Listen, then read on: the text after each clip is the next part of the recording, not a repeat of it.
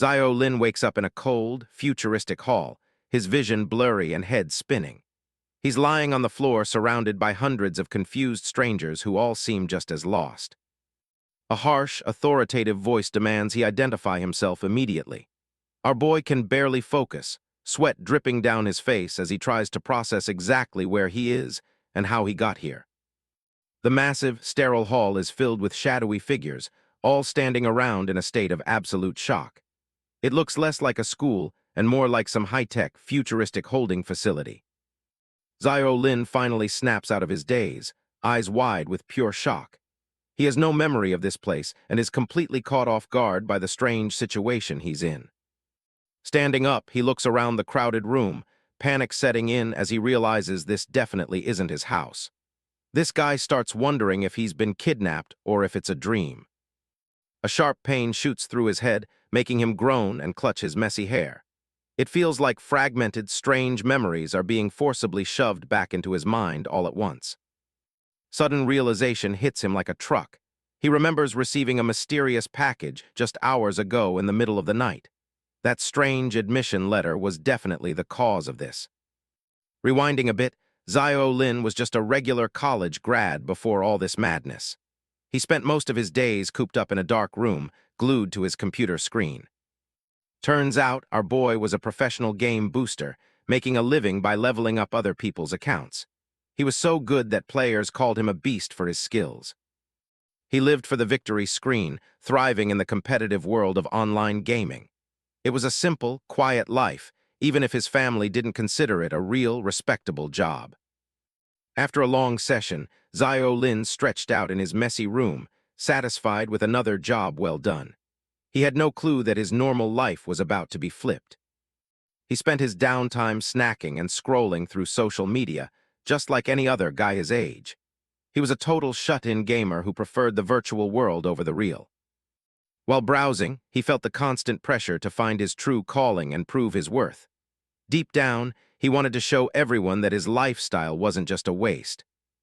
Zio Lin's father used to scream at him, calling him a worthless loser for gaming all day. That's why he moved out, to show his family he wasn't just some basement-dwelling failure. Late one night, a sudden, loud knock at the door broke the silence of his apartment. Zio Lin was confused, since he wasn't expecting any visitors at such a late hour. A mysterious delivery man stood there holding a package, calling out his name. The guy's face was hidden, but he seemed harmless enough as he handed over the strange, dark parcel. As soon as he opened the package, a weird, dark energy started leaking out from the inside. This definitely wasn't anything he'd ordered, and he immediately knew something was very wrong. Strange magical seals erupted from the floor, trapping him in a swirling vortex of blue light. Our boy could only watch in terror as his bedroom began to dissolve into air. A holographic message appeared, congratulating him on being admitted to Dawn Academy. Before he could react, the system initiated a forced teleportation, ripping him away from his life on Earth. In a blinding flash of energy, he was gone. The only thing left behind in his empty room was the tray from the delivery, sitting abandoned on the cold, dark floor. Back in the present, Zio Lin clenches his teeth, realizing he's been kidnapped to this academy. He starts wondering if this whole thing is just some twisted, high-tech prank or dream. A cold, mocking voice rings out from above, asking if he's finally decided to wake up. The speaker sounds dangerous and has zero patience for the confused freshmen lying around. This stern-looking dude is instructor Chin Chuan, and he's already unimpressed. He looks down at Zio Lin, mocking him for staying unconscious for 3 hours like some pathetic, weak hibernating animal. Other students are losing it, screaming about calling the police and being kidnapped. They still think the old rules apply, completely clueless about the nightmare they just walked into. Chin Chuan just scowls at the noisy crowd, looking totally fed up with the chaos. Our boy's patience has officially run out, and he's ready to make them all shut up. Chin Chuan draws his sword, swinging it with terrifying force to quiet the room. A massive wave of purple energy surges through the hall, proving he isn't just bluffing about his power. The freshmen are frozen in fear as the shockwave slices through the air right behind them. This guy's power is on a completely different level, and everyone suddenly realizes they aren't safe. Holding his massive blade, the instructor demands absolute silence from the group. He's clearly done playing games and warns the students to keep their mouths shut if they want to survive. Zio, Lin, and the others can only stare in disbelief, wondering what kind of nightmare they've been dragged into. Our boy realizes that these instructors might actually be completely insane. Chin Chuan rubs his head in frustration, complaining about the bastards in admissions who keep sending him idiots. He looks like he's already reaching his breaking point with this new class. This dude turns his attention back to the crowd, pointing out how much time was wasted because someone woke up late. Zio Lin tries to stay quiet, hopping to avoid any more trouble. He officially welcomes everyone to Class 7 of Dawn Academy, explaining their mission. They're here to train, get stronger, and eventually earn the right to enter a mysterious, new world. This guy promises that the new world offers everything people desire: power, wealth, and even immortality. Gu Xiaoyu listens intently, her eyes fixed on the instructor as he describes these impossible rewards. Enough talk, it's time for the real test. Chin Chuan announces they're starting the potential assessment immediately to see if any of these freshmen are actually worth the Academy's time and effort. Zio Lin scans the room, realizing there are over 200 people here in the same boat. He can't help but wonder if he'll ever see Earth again after this bizarre induction. Our boy steps into a futuristic scanning portal, feeling like a character in some high-tech RPG. He's skeptical about this new world nonsense, but curious to see what his own stats are. The scan finishes with a beep, and Chin Chuan checks the results on his holographic display. The first student scores a total of 24 points, which seems to be the current standard. Another guy celebrates wildly after scoring 32 points, looking like he just won the lottery. He's clearly proud of his decent stats, already feeling superior to the other confused freshmen around him. Students keep cycling through the portals, but the results are mostly average. Chin Chuan grumbles to himself, complaining that admissions needs to stop recruiting people from the literal dumpster of society. It's finally Zio Lin's turn to step into the scanner, but something feels off. The portal starts beeping incessantly, and the process is taking way longer than it did for the others. Sweat drips down his face as the seconds tick by with no result. He starts getting nervous, wondering if the machine is broken or if his stats are just that complicated to calculate. Even Chin Chuan looks confused, nodding that others only took a few seconds while this guy has been inside for nearly a minute. He starts thinking they might have found a hidden gem. Finally, the scan is complete, and Zio Lin breathes a sigh of relief. He's just glad the awkward silence is over, but he has no idea what's about to hit him next. The instructor tells him to hold on so he can check the data personally. He's genuinely curious now, half expecting to see some god-tier stats from the student who took so long. But as he looks at the screen, his eyes widen in pure, unadulterated shock.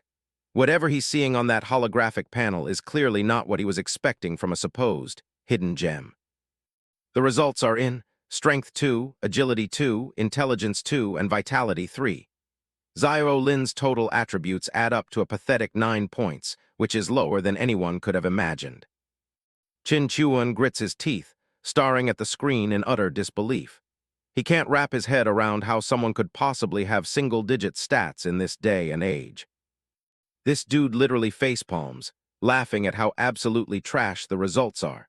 He's never seen stats this low in his entire career at Dawn Academy and doesn't hold back his mockery. Zio Lin hangs his head in shame as the instructor shreds his pride, calling him a complete waste of space. Our boy is now officially the biggest failure in the Academy's history. The instructor sighs, totally done with this kid. He's already written Zio Lin off as dead weight, convinced he won't even survive the very first trial of the school year. Chin Chuan turns his back, casually labeling Zio Lin a total loser.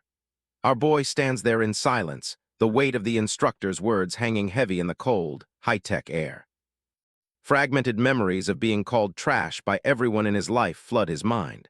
It seems no matter where he goes, this guy just can't escape the same painful labels. He grits his teeth, haunted by the word trash echoing from his childhood into adulthood. It's a bitter pill to swallow, especially when he's just trying to survive this nightmare. Zio Lin clenches his fist as his eyes glow with a faint, purple light. He wonders if he's truly stuck with this pathetic label even in a literal hellhole like this. The instructor holds up a gold ID tag, declaring that giving it to someone with such low stats is a complete waste. He practically hands over a death sentence with it. Not letting this instructor ramble on for another second, Zio Lin reached out to end it all. He was sick and tired of hearing this same old song. Snatching the card right out of the instructor's hand before Chin Chuan could even blink, Zio Lin caught it with a gaze full of pure determination. He might be weak now, but he wasn't about to give up that easily. Standing tall, Zio Lin declares that a single number won't decide his future. He's going to face the trial himself, no matter how much the instructor tries to look down. Chin Chuan smirks at his stubbornness, telling him to at least try not to piss his pants in terror. He's curious to see how reality will eventually smack this weakling down. A curious student asks about the talented students mentioned, wondering how the academy separates the geniuses from the rest. The atmosphere in the hall remains tense and uncertain. Chin Chuan explains that the lucky ones blessed by the heavens are destined to be strong. These geniuses have a guaranteed ticket to surviving and thriving in the dangerous new world. As for the rest of them, they just need to focus on surviving the entrance exam. The crowd looks discouraged, realizing most of them are probably just seen as expandable fodder. Gu Xiaoyu speaks up, reminding the instructor about the promise of wealth and power. She's remarkably calm, her gaze fixed on the man who holds their lives in his hands. Adjusting her glasses, she demands to know the actual price they have to pay for such rewards. This girl clearly isn't blinded by the flashy promises and wants the truth. Chin Chuan recognizes her as the student with the highest attributes in the group.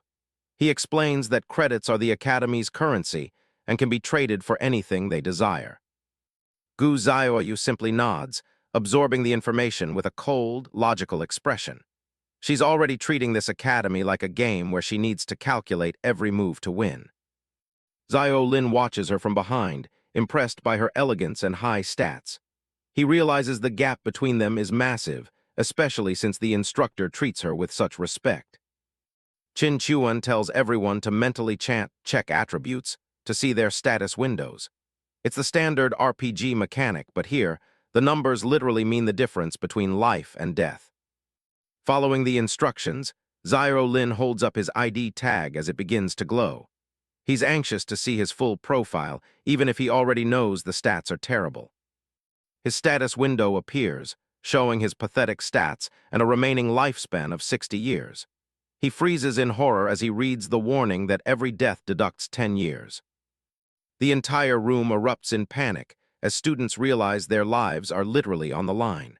The idea of measuring lifespan like a currency is too much for many to handle.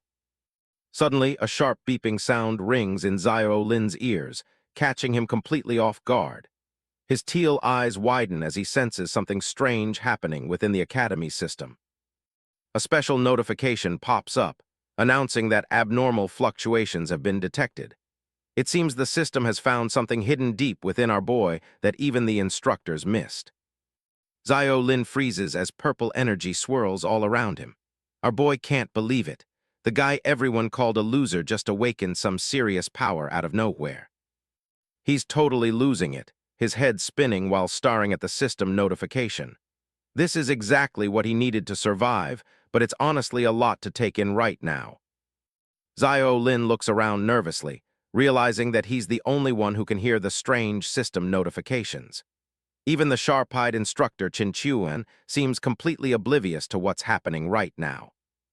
A holographic window floats before him, but the system is struggling to identify the new power. Both the talent's name and its level are listed as unknown with no match in the database. The detailed analysis reveals a passive effect that boosts learning efficiency by 100%. It even grants an active ability to replicate skills once a week, making it incredibly versatile for survival. Since this power has no precedent, the system grants Zio Lin naming rights. He ponders for a moment, weighing the importance of a name that truly reflects his unique learning and replication abilities. Our boy narrows his eyes with a newfound sense of purpose, deciding to keep things simple and direct. He's done being the loser and is ready to embrace whatever this new gift offers. Bathed in a vibrant purple aura, Zio Lin strikes a confident pose as he finalizes his decision. He chooses the name Academic Prodigy, a perfect fit for a guy who masters everything instantly. The system processes his input, officially registering the talent as Academic Prodigy at level 1. It then begins a final evaluation to determine exactly how powerful this new talent actually is. The screen flashes with a massive SS rank, confirming that Zio Lin has awakened one of the highest tiers of power possible. Our boy stands tall, finally feeling like he belongs here. In a close-up of his teal eyes, you can see the flicker of pure determination and excitement. This is the turning point he needed to flip the script on everyone who mocked him. Zio Lin reflects on how even someone as strong as Qin Chuan couldn't sniff out his hidden talent. Meanwhile, the instructor continues to berate the other students who are shivering in fear. He stares at the notification in disbelief, the words SS-rank talent finally sinking in. This is the kind of power that people in this world would kill for, and it's all his. With a smirk and a fierce gaze, Zio Lin feels ready to take on the world. This hidden talent is his ultimate trump card, and he's going to use it to survive. The spiky-haired guy is absolutely losing it, frantically questioning the instructor. He only has 9 years of life left, but the rules state a single death costs 10. That means he'd be game over before he even gets a chance to start. Instructor Qin Chuan, the battle-scarred man, is not the patient type. He socks our boy right in the head, calling the students idiots for complaining about the rules of their new life here. Qin Chuan leans in close, laying out the cold, hard price. If he dies just once, his lifespan hits 0 and he'll vanish for good. This isn't some game, it's a literal death sentence. But there is a catch. Here, life is a resource. Finish missions, get stronger, and you can actually buy more years. It is a high-stakes economy where your heartbeat is the currency. Watching this unfold, Zio Lin is left reeling. He was just a low-level game booster, and now he's trapped in a place where his literal life is being measured and bartered by the second. The Academy promises a path to changing your destiny. Qin Chuan paints a picture of absolute power, showing what they can become if they actually survive the brutal training that lies ahead. It is not just about muscles. Knowledge, treasure, and a longer life are all waiting for those who can climb the ranks. The rewards are just as massive as the risks involved. Qin Chuan even mentions immortality. With enough credits and points, you could live forever. He points toward a cosmic future that seems impossible for a guy with trash stats like Zio Lin. Gu Zioyu, the elegant girl with glasses, finally speaks up. She wants to know if these bizarre rules only work inside the academy or if they will apply everywhere else too. The instructor confirms the bad news. Once you are a student here, the law applies everywhere, even back on Earth. There is no escaping the system once you have been chosen. Enough talking. Qin Chuan announces that the entrance exam is starting right now. The freshmen look around nervously, realizing there is no way out but to face whatever is coming next. He orders everyone to stay exactly where they are. Raising his hand, Qin Chuan prepares to send the entire group into their first trial, his voice booming through the futuristic hall. The teleportation sequence begins. Huge glowing panels line the walls as the countdown starts, signaling the transition from the safety of the academy to the extreme dangers of the trial zone. Gu Zioyu stands firm as the timer hits 3. While the other students are visibly panicking, she remains perfectly calm, ready to prove why she is the top-ranked freshman in the batch. Zio Lin grits his teeth, looking determined. He knows he is the weakest person here, but he is not ready to lose his remaining years without putting up a real fight first. In a flash of purple energy, the hall erupts. The teleportation magic takes hold, whisking all 200 students away to a mysterious and deadly forest known as the Goblin Nest. Left alone in the empty hall, Qin Chuan sighs in frustration. He is worried that this batch of trash freshmen will ruin his instructor evaluation score. Talk about having some bad luck. But just as he's wondering if anyone can truly defy the odds, a sudden burst of laughter from behind makes him spin around. Another instructor walks in, casually puffing on a cigar.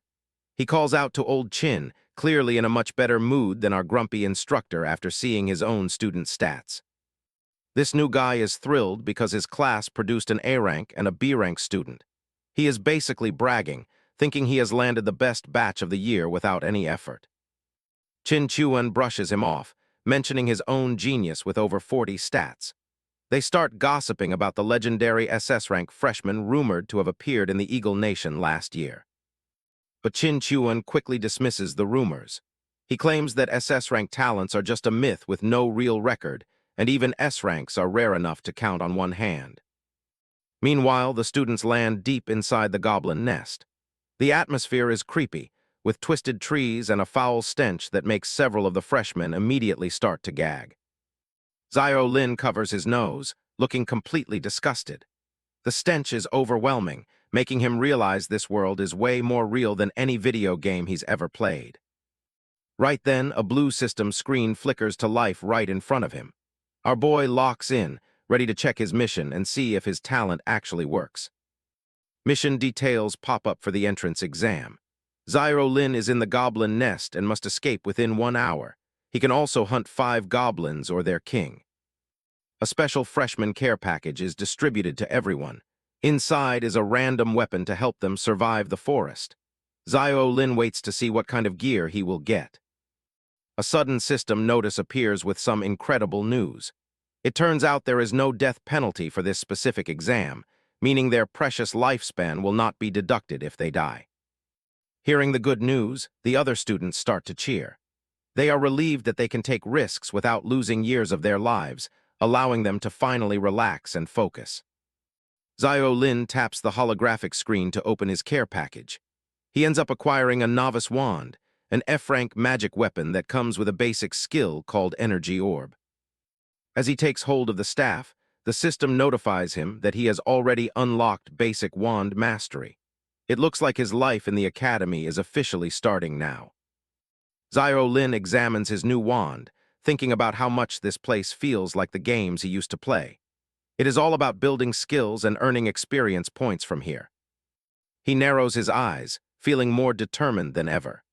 If this world follows game logic, he might just have a massive advantage over the geniuses who have never gamed before.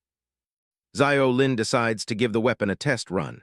He swings the wand sharply, causing purple sparks to fly as the staff hums with magical energy, ready for a fight.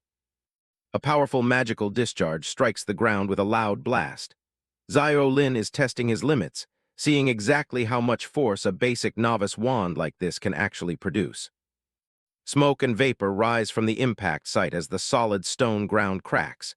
It is a decent display of power, but using magic clearly leaves a visible mark on the environment. To his surprise, just using the weapon grants him 2 mastery experience points. Zio Lin smirks, realizing that he can actually grind his way to the top just by practicing alone. With his SS rank academic prodigy talent, his skills will level up twice as fast. He raises the staff, feeling confident that he will outpace every other student in the class. But his confidence is instantly shattered as a sudden wave of pain hits him, making him groan in agony. It seems things aren't going nearly as smoothly as he thought. Zio Lin clutches his head in frustration as an error pops up.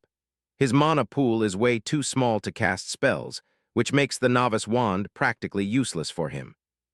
Nearby, a muscular bully named Wang Dalin cheers after unlocking heavy sword mastery. Zio Lin watches him, realizing that simple physical weapons might actually be the key to gaining experience. He observes the other students trying out their gear. Grinding here will be tough, though, since the time limit and stamina drain make it impossible to stay in one safe spot. Looking at his useless wand, Zio Lin decides he needs a physical weapon instead. He needs something that matches his stats and lets him maximize his insane SS rank leveling advantage. Right then, Gu Zioyu approaches him, asking if he is willing to trade weapons. She looks at his magic wand with a very specific and focused interest. She explains that she knows casting spells requires mental power and mana. Since she has high intelligence stats, she realizes that magic is the only real choice for her. Gu Zioyu bluntly tells him that the wand would suit her better, implying he is not a good fit for it. She is definitely a direct and no-nonsense type of girl. Zio Lin recognizes her as the top student from the earlier test. He introduces himself with a calm smile, curious about why this elite girl would want to deal with him. Gu Zioyu does not waste any time and asks him again about the trade. She is focused purely on efficiency, wanting to optimize her equipment before they head deeper into danger. Zio Lin hands over the wand and gives her a quick heads up. He warns her that she'll need to aim properly if she wants her spells to actually hit anything. In exchange, he finally grabs a short sword. Zio Lin smirks as he grips the hilt. This physical weapon feels way more natural and effective for his current build. Zio Lin realizes that to clear this entrance exam smoothly, he really needs a reliable teammate. He turns his attention back to Gu Zioyu, the top student with the insane stats. He flashes a confident smile and calls out to Gu Zioyu, asking if she would like to team up. It seems like a smart move given their newly traded equipment. But before she can answer, the muscular bully Wang Dalin barges in. He completely ignores Zio Lin and tries to hit on Gu Zioyu, asking her to work with him instead. This guy is a total meathead, bragging about his physical stats being over 10 points. He clearly thinks his brute strength is all he needs to win over the class genius. Wang Dalin mocks Zio Lin, calling him an unreliable pretty boy. Our boy just scoffs in the background, knowing that high stats do not mean much without a brain to use them. Gu Zioyu stares back with a cold, expressionless gaze. She does not look even slightly impressed by this guy's boasting or his supposed high physical stats. Without a second thought, she turns around and walks away, giving him a blunt rejection. Gu Zioyu has zero interest in teaming up with someone as tactless as Wang Dalin. The other students nearby start snickering, making fun of the bully for getting rejected so easily. Hearing their laughter, Wang Dalin's face twists with pure, unadulterated rage. He is absolutely fuming, his entire body shaking as he tries to process the humiliation. This guy clearly has a massive ego and does not handle rejection very well. Looking for a target to vent his frustration, Wang Dalin turns his hateful gaze toward Zio Lin. Our boy just stands there, looking pretty confused about the sudden shift in mood. The bully suddenly snaps, lunging forward to grab Zio Lin by the collar. He shouts, asking what the hell he is looking at, clearly ready to start a fight right here. Wang Dalin continues to bark insults, calling Zio Lin a piece of trash with single-digit stats. He mocks him for even pretending to study his weapon, labeling him as dead weight. Despite the aggression, Zio Lin stays cool. He tells the bully that success depends on their own abilities and suggests he save his stamina for the actual mission instead of fighting. This just pisses Dalin off even more. He pulls Zio Lin's shirt tighter, shouting that he is going to show him exactly what his high-stat abilities can do right now. Instead of panicking, Zio Lin just lets out a small laugh. He looks completely unfazed by the threat, almost as if he knows something that the angry meathead does not. He gives the bully a cold, knowing smirk. Zio Lin tells him that he will not even get a chance to show off his abilities, just as a hidden danger approaches. Wang Dalin was busy acting like a tough guy when a green goblin suddenly leaped from the shadows. The dude barely had time to react before those nasty claws were right over him. A goblin lunges from the bushes, catching Wang Dalin off guard. He screams as the monster's claws tear through the air, barely missing him by a few inches.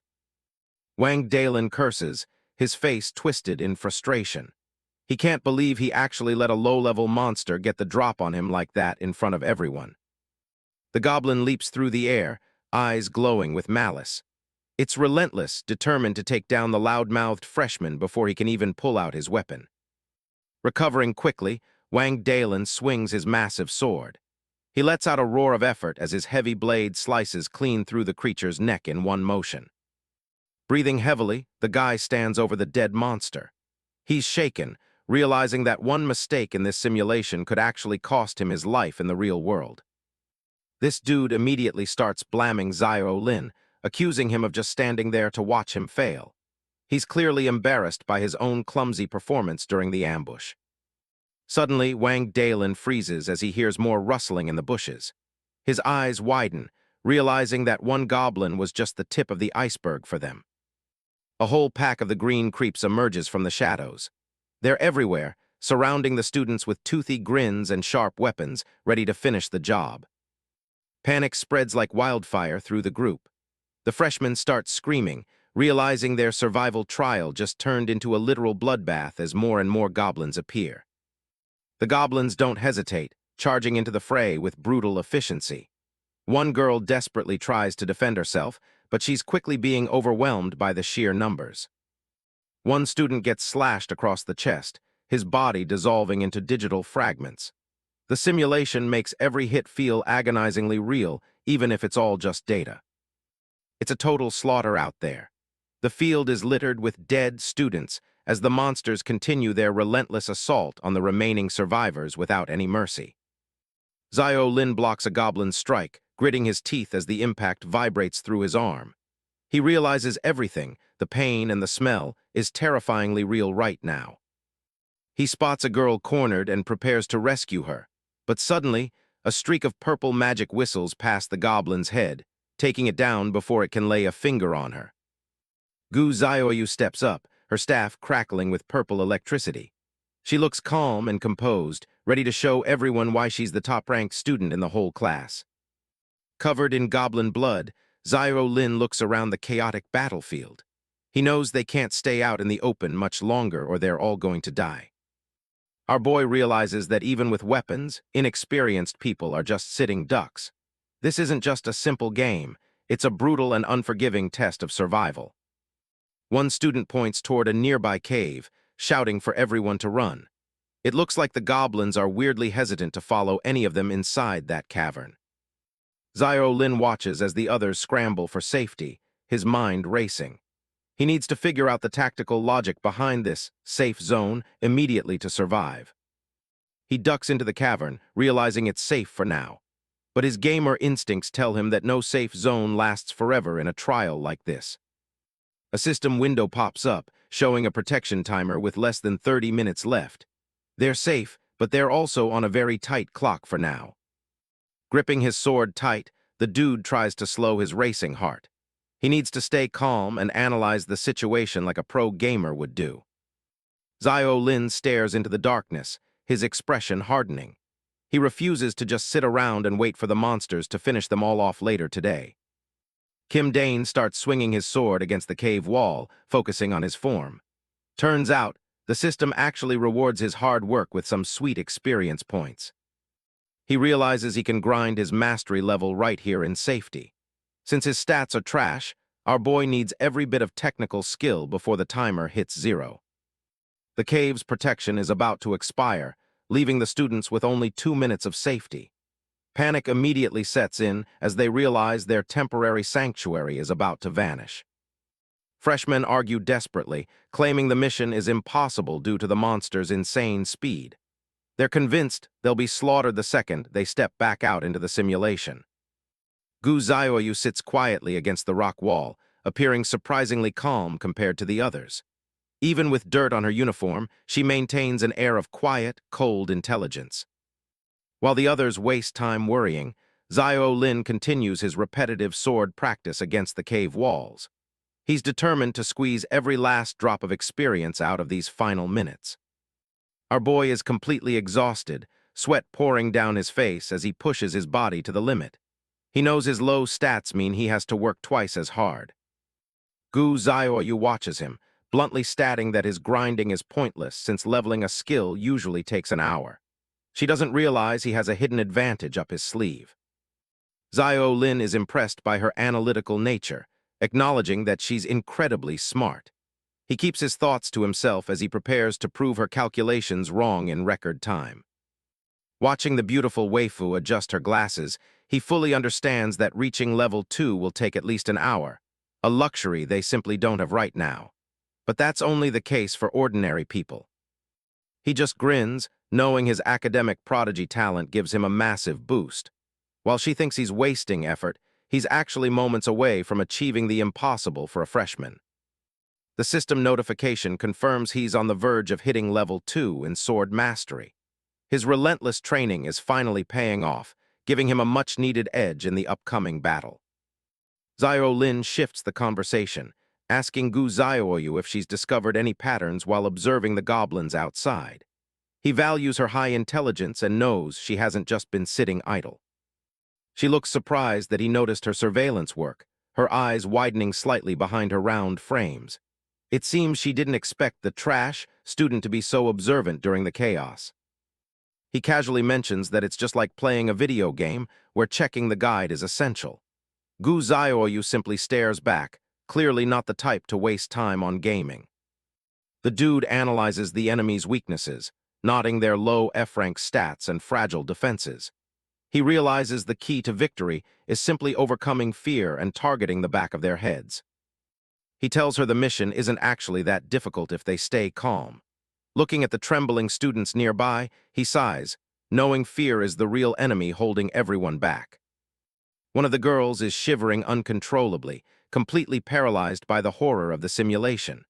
Without courage, these students have zero chance of surviving the next wave of goblin attacks. With the protection timer ticking down to 0, the duo prepares to head out. They both agree that hiding forever won't help them secure the credits they need to survive. Their path is suddenly blocked by a massive student with a permanent scowl on his face. Wang Dalin looks ready to assert his dominance over anyone he considers weaker than himself. This meathead ignores the protagonist entirely, demanding that Gu Zioyu team up with him instead. He rudely calls Zio Lin dead weight, convinced that raw stats are the only thing that matters. Gu Zioyu doesn't look interested in his offer, pointing out that the real challenge and rewards lie with the boss. She's already looking past the basic mission toward the Goblin King. Wang Dalin snaps at her, calling the boss an optional mission that hasn't even appeared yet. He thinks she's being delusional for wanting to fight something that hasn't even spawned. Zio Lin speaks up, explaining that boss spawns usually have specific trigger mechanisms in these simulations. He's treating this whole life-or-death situation like a meticulous strategy guide for a game. Gu Zioyu follows his logic, ruling out time and student counts as potential triggers. They both agree that the most likely catalyst for the boss appearing is the number of kills. Our boy explains that clearing out enough mobs will force the Goblin King to spawn. While the rest of the group is shaking, he's already busy planning out the big boss fight. This archer girl is terrified at the thought of facing a king. She thinks the regular goblins are bad enough, but our boy is about to give them all a reality check. Zio Lin reminds everyone that there's no penalty for failing, but the rewards for winning are massive. He tells them that just running away now would be a huge waste of potential. Our boy asks the group if they really think they'll get another zero-risk chance like this once they're officially enrolled. He encourages them to go all out and earn those extra credits. The other students start to realize he's right. They don't have a choice anyway since the cave's protection is about to expire, making it a perfect time to risk everything for survival. Suddenly, Wang Dalin snaps, yelling at the group for even listening to a weakling. He starts bragging about his initial stats being 32, claiming he's the one who will actually carry them.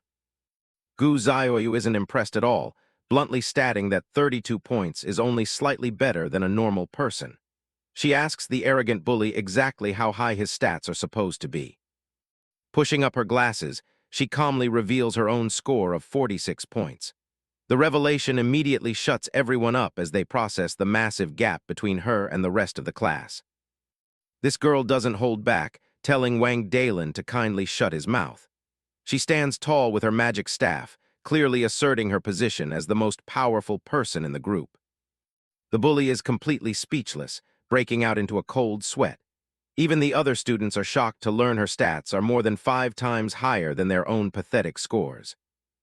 Zio Lin is genuinely surprised, realizing her total points are even higher than he originally calculated.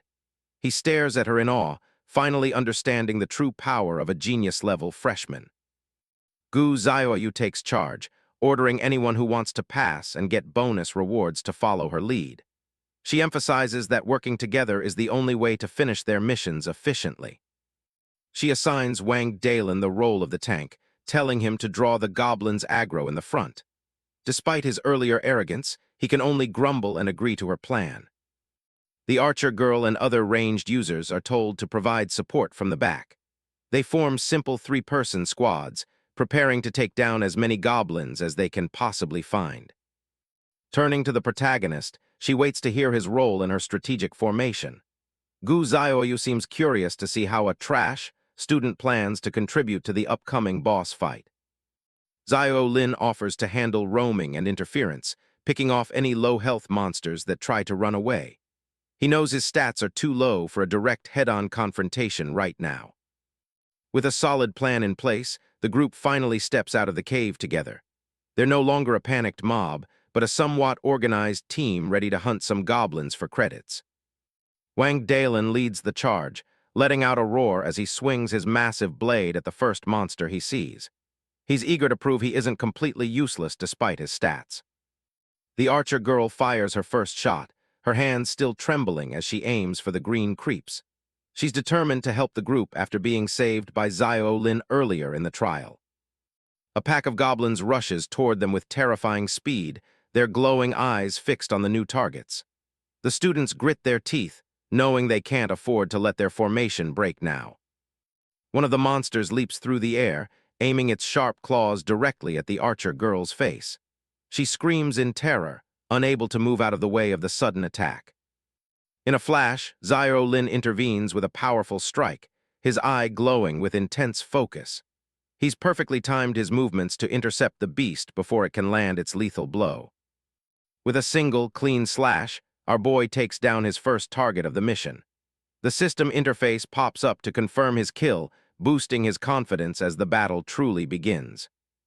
The archer girl thanks him breathlessly, but Zio Lin tells her not to get distracted yet. He reminds himself to conserve stamina and only look for perfect opportunities to land killing blows.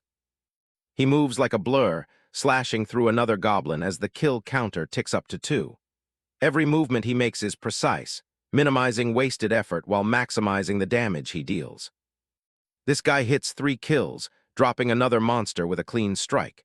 He's totally in the zone now, exploiting their blind spots exactly like he planned from the very beginning. That's 4 in record time. Our boy is proving that brains can actually beat raw stats, and his efficiency is finally starting to draw some serious attention from the crowd. The other students are starting to notice how efficiently the protagonist is fighting. While some wonder how he can be so precise with such low stats, Wang Dalen just scoffs, calling it nothing but pure luck. Gu Zioyu is far more observant, realizing that our boy's movements are actually calculated. She notes that he's intentionally dodging the monster's line of sight and predicting their every move before they even strike. Zio Lin takes a brief moment to catch his breath as his training finally yields results. The system confirms he's earned enough experience to level up his sword mastery, reaching level 2 in record time. He remembers the 2 months he spent grinding in a VR simulator before coming to the academy. All those hours of repetitive practice were worth it, giving him the precision he needs to survive this trial. A new prompt appears on his system interface, signaling that his progress hasn't gone unnoticed. He's reached a significant milestone that the Academy's automated tracking system is now preparing to acknowledge with a special reward. The system completes a database scan and announces that he's the first freshman in this batch to level up a skill. As a reward for his dedication, he's granted a free skill suited to his current capabilities. A purple aura erupts around him as the heavy slash skill is officially unlocked. Even with his low base stats, having an active combat skill gives him a much-needed increase in lethality against the green pests. The skill requires 11 points of strength and allows him to unleash a massive, concentrated strike. However, the system warns him that using it repeatedly will drain his limited stamina far too quickly for comfort. Feeling more confident than ever, Zio Lin grins as he realizes he only needs 1 more kill. He's determined to complete his first optional mission and secure those extra credits before the situation gets even worse. He lunges forward, his blade glowing with energy as he delivers a finishing blow to a nearby monster. Every strike he makes is efficient, focused on ending the fight as quickly and cleanly as possible. With the final goblin down, the system announces that he's officially completed his first optional mission. His strategy of focusing on technical mastery over raw power is already paying off better than anyone expected.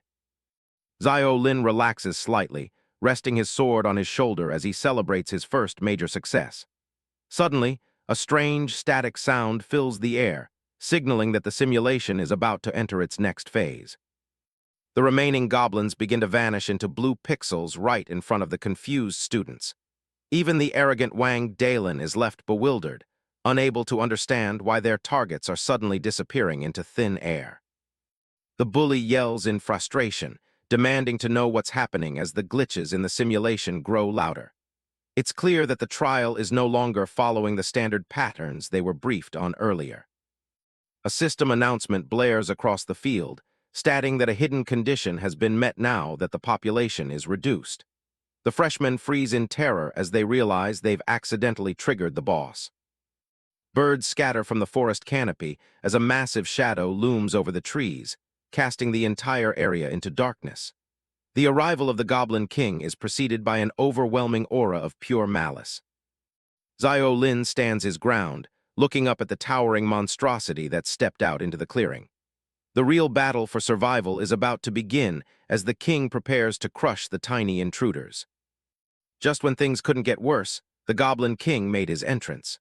This towering behemoth loomed over the freshmen, his glowing yellow eyes locking onto his next targets with pure hunger. He let out a bone-chilling roar that shook the very ground. The sheer pressure of his aura felt like a physical weight, pinning the terrified students where they stood in shock. The resulting shockwave was so intense that the students had to cover their ears. It felt like their eardrums were on the verge of bursting from the sheer volume of it. This archer girl gritted her teeth, barely able to keep her balance amidst the chaos. The power gap between them and this boss was clearly on a whole different level. Zio Lin and Gu Zioyu stood firm, their eyes fixed on the massive threat ahead. Even with her superior stats, this girl looked visibly shaken by the monster's overwhelming presence. A system window popped up, confirming their worst fears. This wasn't just another mob, it was the dungeon boss, the Goblin King, with a massive health bar to match his size. His face was a mask of pure malice, framed by massive horns and sharp tusks. One look into those glowing eyes was enough to tell anyone they were in deep trouble. Zio Lin noticed something strange. All the other goblins had vanished into digital pixels. The boss was clearing the stage, and now it was just them against the king in this arena. The students stared in horror at the massive HP bar hovering above the monster. It was longer than their own lifespans, making victory seem like an impossible dream for this class. One student completely lost his cool and bolted, shouting that he was out. Zio Lin tried to stop him, but the guy was too consumed by panic to even listen. Our boy quickly analyzed the situation, noticing a critical trait of these monsters. Their field of vision was narrow, meaning there was a slight chance to exploit their blind spots. However, that advantage was balanced out by their incredible sense of smell and hearing. These weren't just dumb beasts. They were apex predators designed to hunt down any intruders they found. The coward's frantic movements immediately drew the Goblin King's aggro. The giant loomed over him, preparing to turn the fleeing student into a permanent part of the dungeon's blood-soaked floor. Right then, Wang Dalin stepped up, trying to rally the group with his typical bravado. He shouted for everyone to stop being afraid and just overwhelm the beast with numbers. Feeling cocky, the muscular student charged forward with his sword raised high. He aimed a heavy blow at the boss, thinking his high stats would be enough to secure a win. But the Goblin King's glowing eye tracked his every move with terrifying precision. The monster wasn't even bothered by the tiny human's attempt at an attack, simply waiting for the moment. In a flash of movement, the boss landed a brutal kick right into the dude's stomach. The impact was sickeningly loud, completely cutting off Wang Dalin's aggressive and reckless charge. A massive shockwave erupted from the point of contact, tearing through the air. The sheer force behind that single strike was enough to shake the entire forest to its roots. Wang Dalin let out a choked cry as he was sent tumbling backward. His sword slipped from his grip, useless against the overwhelming power of the dungeon's terrifying master. As he hit the ground, his body began to dissolve into blue digital pixels. This guy was out of the trial, leaving the rest of the class even more vulnerable. Panic spread like wildfire as the students realized their strongest fighter was gone in a single hit. They began to scatter, screaming for their lives as the formation completely collapsed. The Goblin King let out another deafening roar, clearly enjoying the chaos. He lunged at another group of terrified students, determined to finish what he started with this fresh batch. With one massive foot, the monster crushed another student into the earth. There was no mercy here. The simulation was proving to be a brutal lesson in true survival. The green giant swung his massive club, sending students flying like ragdolls. It was a total slaughter, and no one seemed strong enough to stop this monster's rampage. Even the top archer girl got caught in the blast, her body being tossed aside by the force. The whole trial was quickly turning into a total nightmare. The Goblin King towers over the archer girl, his massive frame casting a shadow of certain death. Trapped on the ground, the student can only stare in sheer terror as the monster prepares to deliver the final blow. Right at that moment, an eerie purple blast strikes the boss's arm. The sudden attack catches the boss off guard, leaving it with an expression that is anything but happy. Watching the system from afar, the boss's massive health bar remains a spine-chilling sight. The lucky archer scrambles to her feet, desperately trying to retreat out of the monster's reach before it's too late. Gu Xiaoyu grits her teeth in frustration after her magic only manages to hit its arm.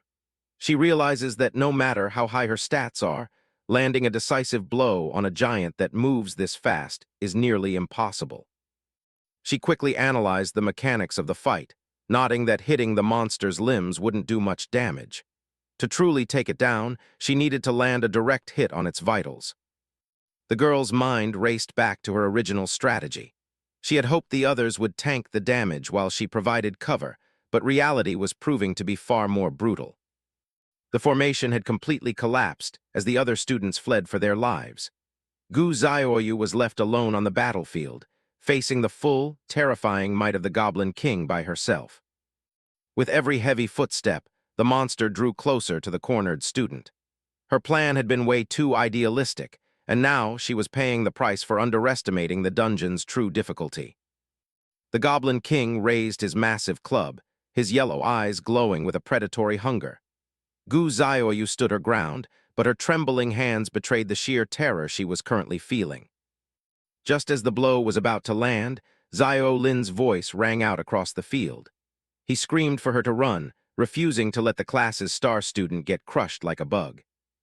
Our boy didn't just shout, he leaped into action with his eyes glowing with a mysterious blue light. He was moving faster than ever, ready to intercept the boss's lethal and crushing attack. The Goblin King let out a deafening roar, clearly annoyed by the tiny human's interference. He gnashed his teeth and swung his club, determined to sweep away anyone who stood against him. Xiao Lin's sword clashed against the monster's weapon, sending sparks flying everywhere.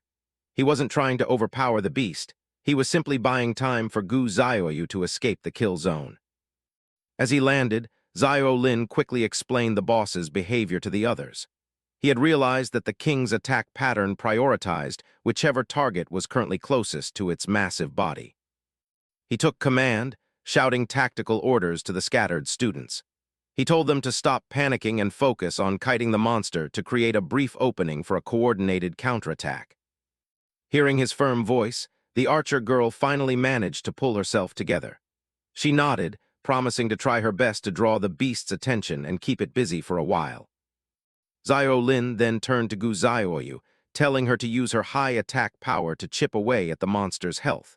They finally had a real plan to survive this simulation. The two girls coordinated their attacks, with the archer preparing her bow and Gu Xiaoyu channeling her magic. For the first time, there was a glimmer of hope amidst the chaos.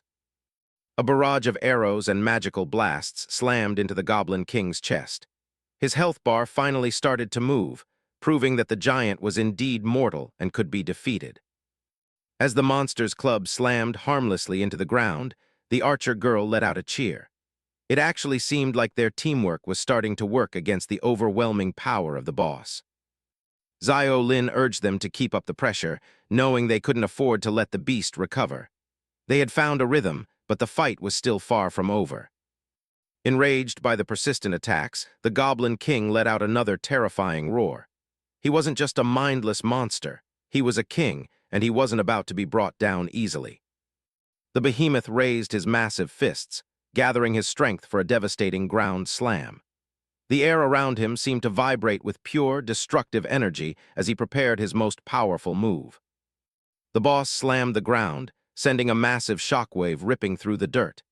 Debris flew everywhere as the impact tore the earth apart, completely shattering their formation in an instant. Zio Lin tried to shout a warning, but he was too slow. The blast caught the archer girl full force, sending her flying as the rest of the team got wiped out. The Goblin King stood tall, a massive green mountain of muscle and malice. With his long black braids and glowing yellow eyes, he looked ready to crush anyone left on the battlefield. Now only Zio Lin and Gu Zioyu remained to face the boss. They stood side by side amidst the ruins of their formation, two freshmen against a monster that had just decimated their entire class. Gu Zioyu looked at our boy, her voice trembling slightly as she asked if they actually had a chance. With everyone else gone, the odds of winning seemed almost non-existent to her. Zio Lin didn't panic, though he almost used gamer terms by accident. He asked how much mental power she had left, needing to know exactly how many energy orbs she could still fire. This girl gripped her staff tight, admitting she could only manage 2 more shots at most. It wasn't much, but in a life-or-death situation like this, it would have to be enough. He told her that hitting the head deals critical damage, but she worried about the beast's speed. Accuracy was a major issue when their target was moving like a blur of green fury. Zio Lin just smirked, his eyes narrowing with a newfound confidence. If the monster was too fast to hit, he would simply find a way to lock it down and make it stay still. Right then, he activated his hidden talent, Academic Prodigy. His eyes began to glow with an intense blue light as the system interface appeared, signaling that he was finally playing for real. The system scanned the boss, detecting its signature shockwave skill. This F-rank ability dealt massive impact damage and could stun anyone within range for a full 3 seconds, making it incredibly dangerous. He thought back to his past, remembering how everyone used to call him a worthless loser. Back then, his unique talent was seen as completely useless, but everything was about to change. With dark energy swirling around him, Zio Lin declared that this was finally his battlefield. He wasn't just some trash freshman anymore. He was a tactical genius with a world-breaking ability. The system chimed with a successful copy of the Goblin King's shockwave skill. With the boss's own power now at his disposal, our boy prepared to turn the tide of this encounter. Zio Lin watches the Goblin King with a cold, blue light in his eyes. He's not just looking for an opening. He's analyzing the boss's every movement with a gamer's precision. The giant monster raises its arms, gathering massive energy for a shockwave attack. Zio Lin doesn't flinch, charging straight toward the danger as the ground begins to crack. He calculates the timing perfectly, knowing the Goblin King's height makes its wind-up slower than his own. Since he copied the skill earlier, he's confident his version will activate first. A system window flickers to life as Zio Lin triggers the copy shockwave skill. His pupils dilate, focusing entirely on the point where he needs to strike to disrupt the boss. The two forces collide midair in a spray of sparks. Zio Lin's blade meets the Goblin King's brute strength, the impact sending vibrations right up his arms. A massive explosion of light erupts as the interruption succeeds. The Goblin King is caught off guard, its own energy backfiring and sending it reeling. The monster roars in frustration, its body glowing with residual energy as it stumbles back. Its massive frame is momentarily defenseless, creating the opening Zio Lin was looking for. Zio Lin jams his sword into the ground to steady himself against the aftershocks. He's panting, the strain of using such a high-level skill clearly taking a toll on his body. He catches his breath for a split second, satisfied that his line of thinking was correct. His mind is already racing through the numbers, keeping track of every strategic advantage. The Goblin King recovers faster than expected, preparing for another strike. Zio Lin glances at his HUD. The shockwave skill has a 30-second cooldown, and he's still 22 seconds away. The air crackles with purple lightning as the boss prepares a devastating follow-up. A blast of energy ripples through the area, forcing the freshmen to stay on their toes. Gu Zioyu stands in the distance, her staff radiating intense power. The Goblin King is being relentlessly bombarded by streaks of magical lightning, as its health bar continues to be steadily chipped away. Even so, she still couldn't believe it, wondering how someone with stats as low as Zio Lin's could possibly interrupt a boss's skill like that. She was also nearing her absolute limit, struggling to keep her staff steady for one final shot. The Goblin King's health bar is dangerously low, and it's getting desperate. It prepares to bring its massive weight down on the persistent freshman who keeps getting in its way. The boss lifts a giant boulder, ready to crush everything in its path. Zio Lin is cornered, and his skill cooldown is still stuck at 16 seconds. Seeing no way to dodge, he grits his teeth and decides to tank the hit. He isn't planning to run, he's planning to survive by any means necessary. The boulder smashes down, but Zio Lin holds his ground, using whatever mana he has left to buffer the impact. Digitized shards of energy spray everywhere as he takes the blow head-on. Gu Zioyu screams his name, watching as dust and debris swallow him whole. She's terrified that he didn't make it out of that impact. The smoke begins to thin, revealing the Goblin King standing over the impact zone. It looks victorious for a split second as it surveys the damage. Zio Lin emerges from the cloud, battered and with a shredded sleeve, but still standing. He signals that he's fine, even as the cooldown timer slowly ticks down to 10 seconds. The boss raises its fists for another shockwave, but Zio Lin realizes he's drifted too far away. If he doesn't close the gap, the skill won't interrupt the attack. He breaks into a desperate sprint, sliding directly under the monster's center of gravity. He's got 3 seconds left on the clock before he can strike. He grips his hilt with both hands, the steel vibrating as the skill recharges. It's a gamble that needs to pay off right now. The cooldown hits 0, and Zio Lin unleashes the shockwave at point-blank range. Purple energy flares up, successfully stopping the Goblin King's final desperate attack. The system confirms the activation of copy shockwave once again. The air around them shatters from the force of the point-blank collision. Zio Lin yells out to Gu Zioyu, telling her to take the shot while the boss is stunned and wide open. Gu Zioyu doesn't hesitate, channeling every last bit of her magic into her staff. A brilliant beam of light pierces through the air, heading straight for the boss.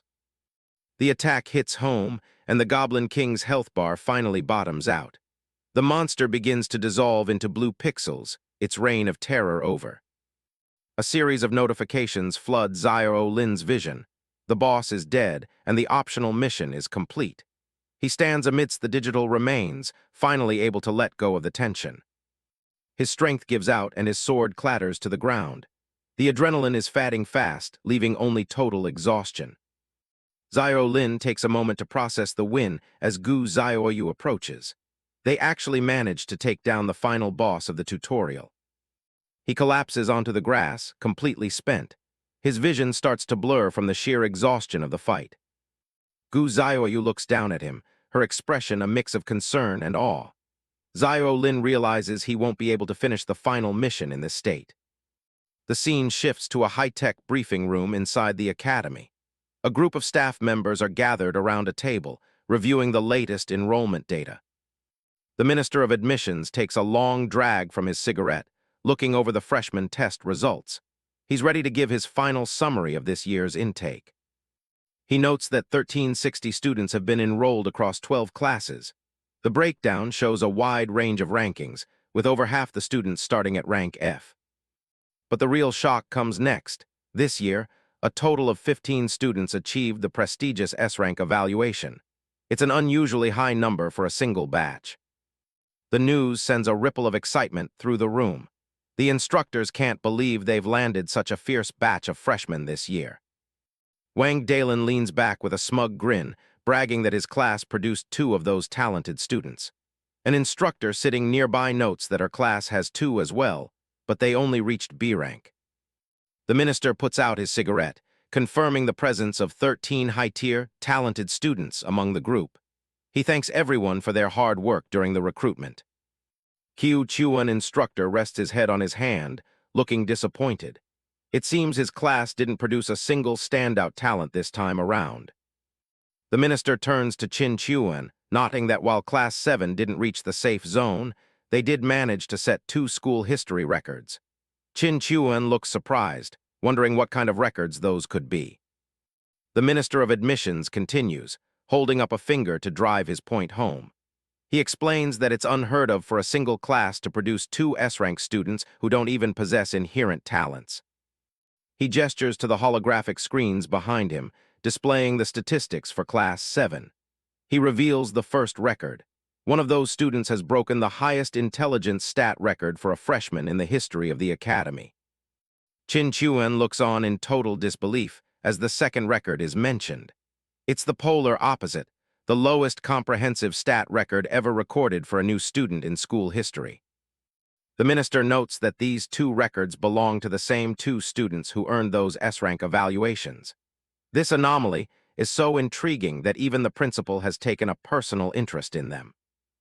Back in the academy halls, the teleportation is complete.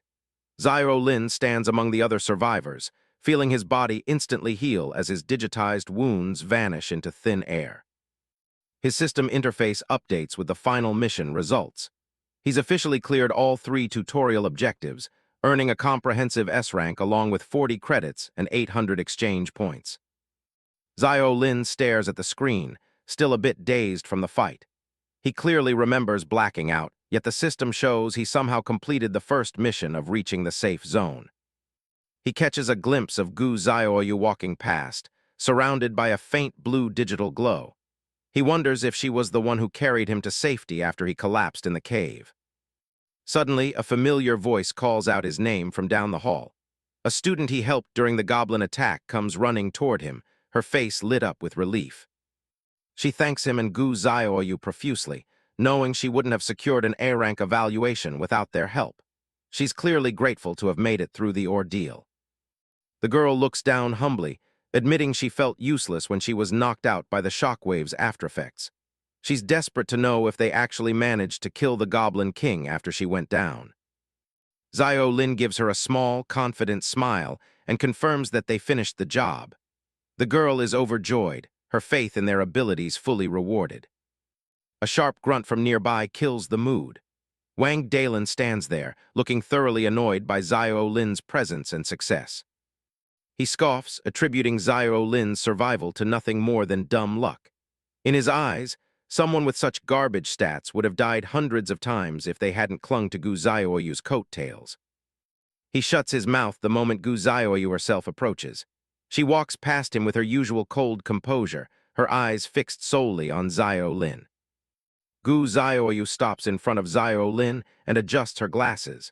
She tells him directly that she needs to speak with him alone about the battle they just finished. They move to a quiet corner of the hallway, away from the prying eyes of the other students. The atmosphere between them is quiet but heavy with unsaid questions. Gu Xiaoyu starts by thanking him for his help in the safe zone. Xiao Lin brushes it off with a casual smile, saying it was just a mutually beneficial move to maximize their rewards. She pushes her glasses up, looking him straight in the eye. She knows the truth. Without him interrupting the Goblin King's skill, she never would have found the opening for the final blow. Xiao Lin goes quiet, realizing just how perceptive she is. He can see her mental gears turning, calculating every detail of his performance during the fight. She points out that based on his stat values, it should have been theoretically impossible for him to interrupt a boss like that. She acknowledges he has secrets, but promises to keep them for him if anyone asks. Xiao Lin rubs the back of his neck, offering a sincere thank you. He's relieved she isn't planning to pry into his hidden talent or how he pulled off those moves. Gu Xiaoyu pulls out a nameplate and suggests they add each other as friends. She explains that the smart brain system built into the plates has a convenient communication function. Xiao Lin agrees, and she begins to guide him through the process. She tells him to silently recite the words "smart brain" to pull up his personal interface. He follows her instructions, focusing on the command. Blue digital particles begin to swirl around him as the system responds to his thought. His basic info screen appears, showing his current stats and resources. He's sitting on a decent pile of points, but his attributes are still painfully low across the board. Gu Xiaoyu asks for his student ID to send the request. He glances at his panel and reads out his identification number for her.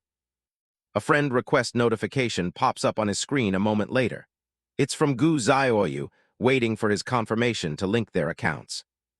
He taps the accept button, and the system confirms the new connection. It seems he's officially made his first ally in this strange new world. Suddenly, a loud, booming voice echoes through the hall. Chin Chuan stands there with his arms crossed, ordering everyone with an F-rank evaluation to assemble at the entrance immediately. He doesn't go easy on the rest of the students either, telling them to stop standing around. He commands everyone else to open their map navigation and head straight to the central playground. Chin Chuan scans the crowd with a sharp gaze, making sure no one is lagging behind. Xiao Lin and Gu Xiaoyu exchange a quick look as they prepare to move. Xiao Lin gives a short nod and starts walking toward the exit. He's curious about what the academy has planned for them now that the tutorial phase is over. As he walks, Xiao Lin opens his holographic map. He notes that to get to the playground from the public classroom area, they'll have to cut through the courtyard. He steals a glance at Chin Chuan in the distance, wondering about the instructor's motives. He can't tell if Chin Chuan was looking for Gu Xiaoyu because of her S-rank, or if he's noticed something about Xiao Lin's performance. They emerge into the sunlight, facing a massive stadium and playground area. Thousands of students are already gathering on the green field under the bright sky. Xiao Lin looks around at the growing crowd, feeling a bit overwhelmed by the sheer number of people. He wonders if having so many people missing from the real world at once will cause some kind of massive commotion. Gu Xiaoyu catches up to him and asks if he's doing okay. He realizes he might have been lost in his own thoughts for a second too long. A voice shouts for everyone to make way, cutting through the chatter. The crowd begins to part as the upperclassmen start to organize the massive assembly. A young man with blue hair leads the way, his expression calm and professional. He instructs the students to stand in their class formations and avoid crowding together. He steps up to a podium, flanked by other high-ranking staff members.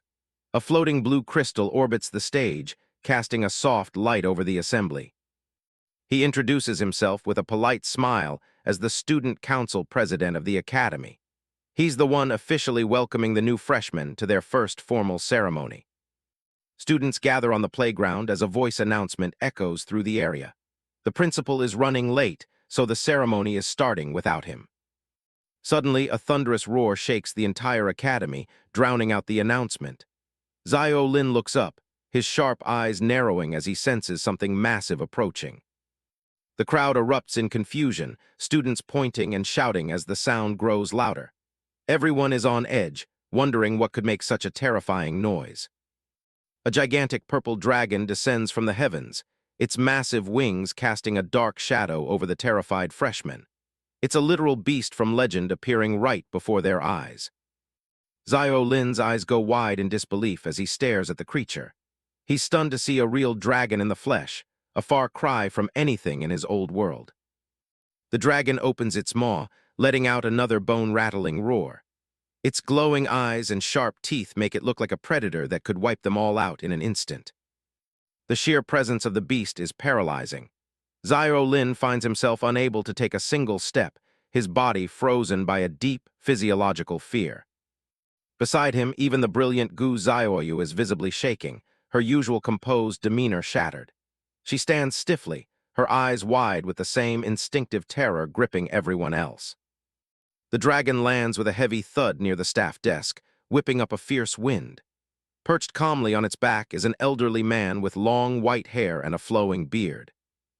He hops down with a casual smile, apologizing for the delay. He mentions he had to handle a few things on the way, as if riding a dragon was just a normal commute.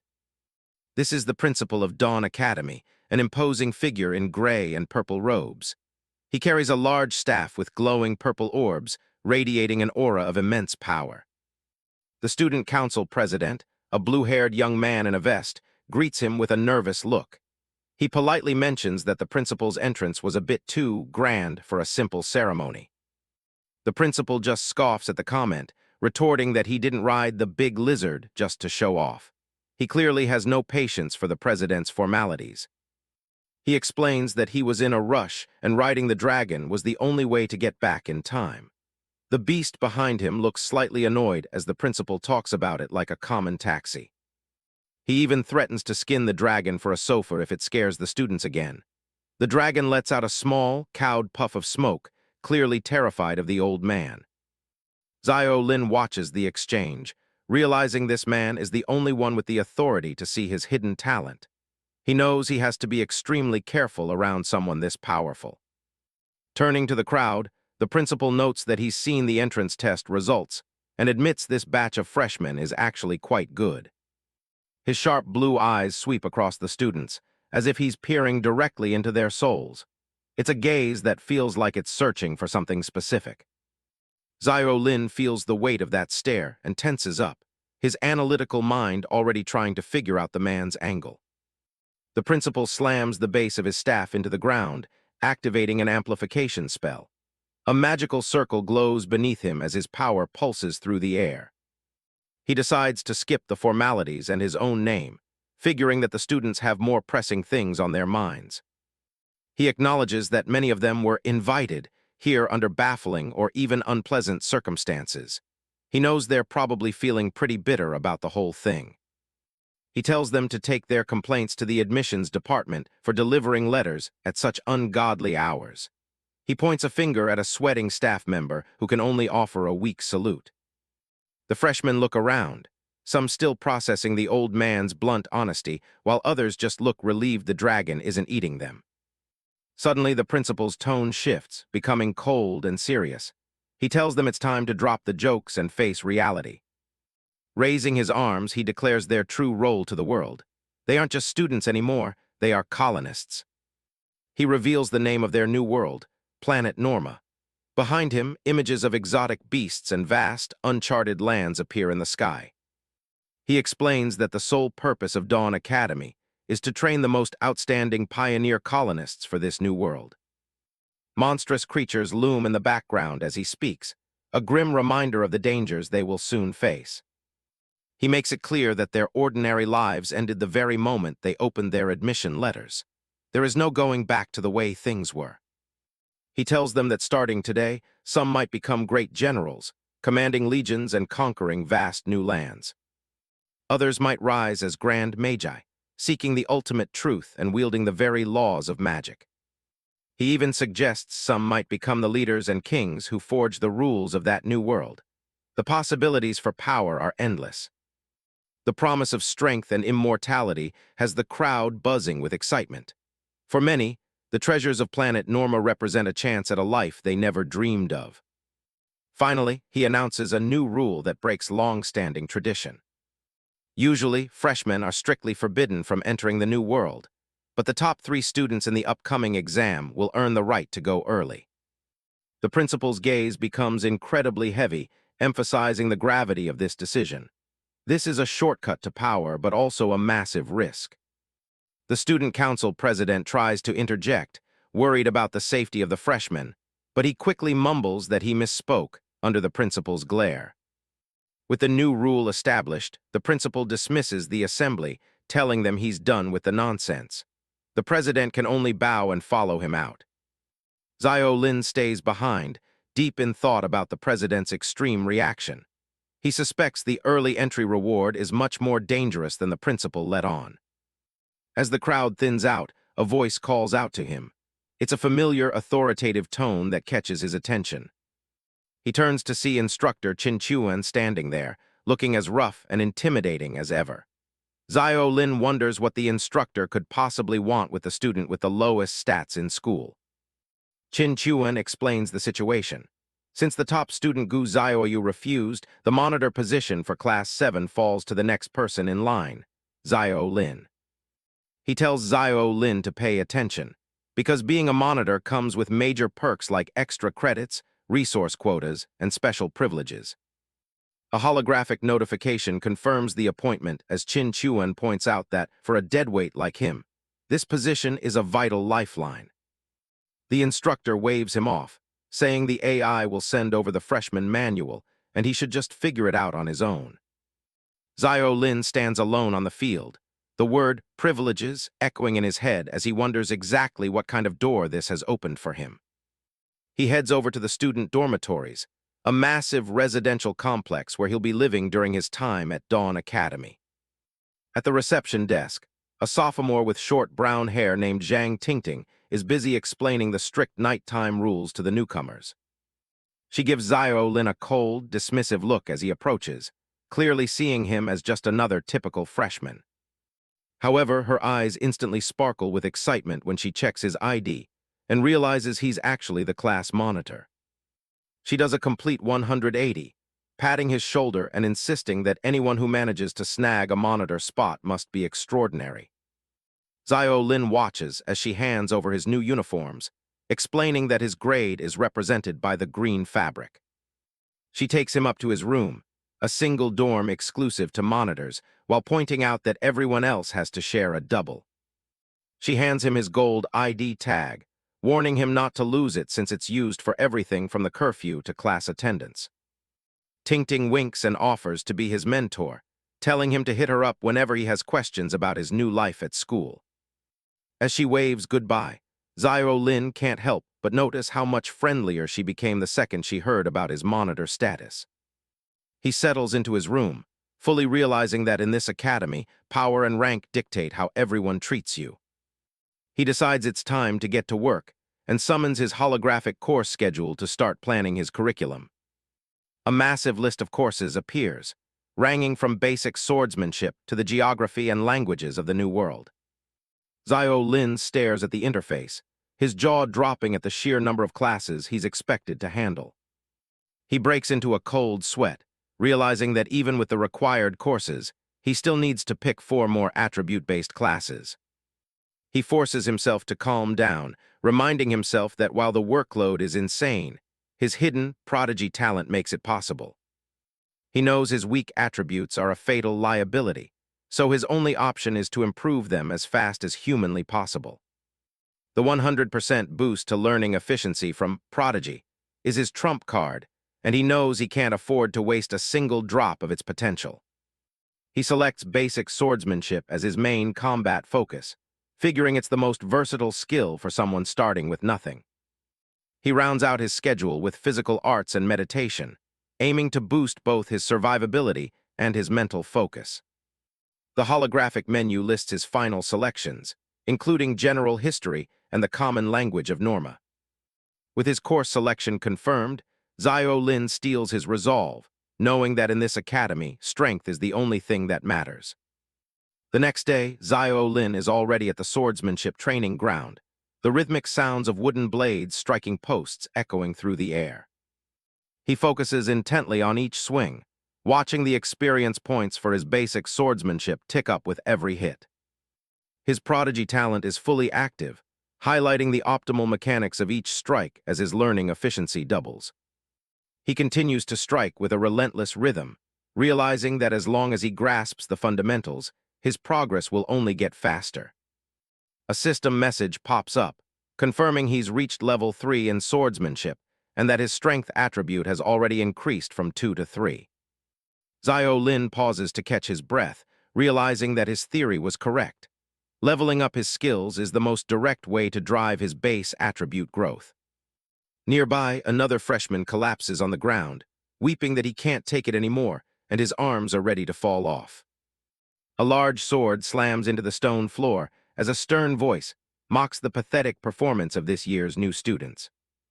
This is Cheng Na, a third-year student with long purple hair serving as their substitute teacher. She's a strict instructor who demands absolute excellence. She declares that no one is leaving the training ground until their basic swordsmanship proficiency reaches level 3, ignoring the whimpering of a student clinging to a post.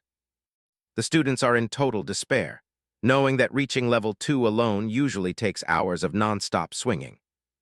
Xiao Lin walks right up to the intimidating instructor, his expression neutral despite the sweat on his face. He informs her that he's already reached the level 3 requirement and asks for permission to leave for his next class. Cheng Na gives him a skeptical, side-eyed glance, her arms crossed as she sizes up the unassuming freshman. She asks if he's kidding, pointing out that it's only been 2 hours into their very first day of school. Cheng Na towers over Xiao Lin, looking down on him with clear disdain.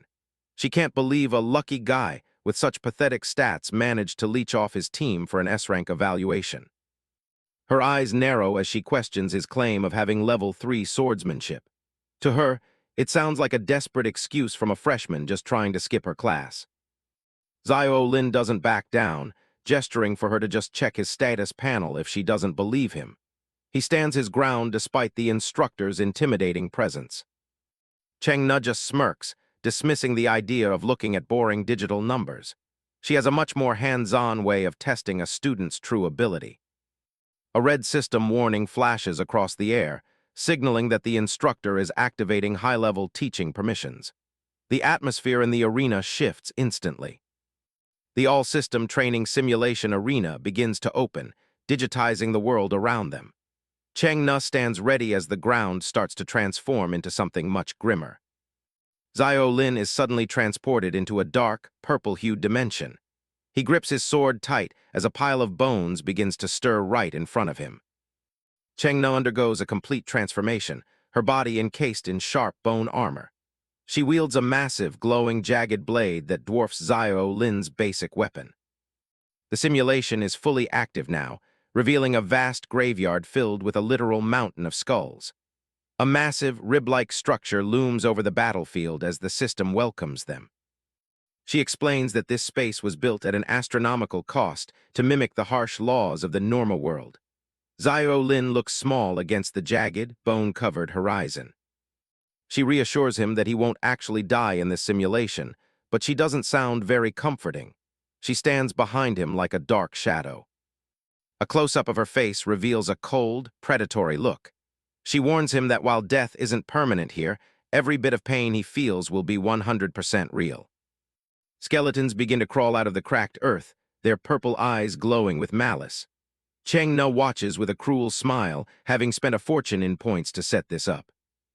She goads him to prove his level 3 swordsmanship in actual combat as a horde of undead soldiers rises behind her. Zio Lin looks back, realizing he's completely surrounded. The instructor takes a seat on a throne of bone, looking down on the chaos. She notes that these skeleton soldiers are about as strong as the goblins he faced in the exam. She offers a carrot with the stick, promising that if he clears this dungeon, he can skip her class today and any time in the future. Zio Lin ducks a massive cleaver just in time. A system window clarifies the stakes: survive for 40 minutes or kill 20 skeletons. Zio Lin grips his sword, his jaw tight as the challenge begins in earnest. Sweat beads on Zio Lin's forehead as he realizes just how insane this instructor is. Throwing a freshman into a dungeon like this just to verify their level is beyond extreme. He checks his gear and finds he's only equipped with a basic iron dagger. His physical attack evaluation is a pathetic rank E, leaving him at a massive disadvantage. The skeletons roar as they lunge forward with rusted blades. Zio Lin knows he has 2 ways to win, and neither of them looks easy. Option 1 is to just stall for time, staying on the defensive until the clock runs out. He crouches low, dodging a sweeping attack that clears the ground behind him. Or he can choose violence. He prepares to strike as a skeleton soldier looms over him, rusted sword raised high. He moves with surprising speed, his blade slicing clean through the undead soldier's ribcage.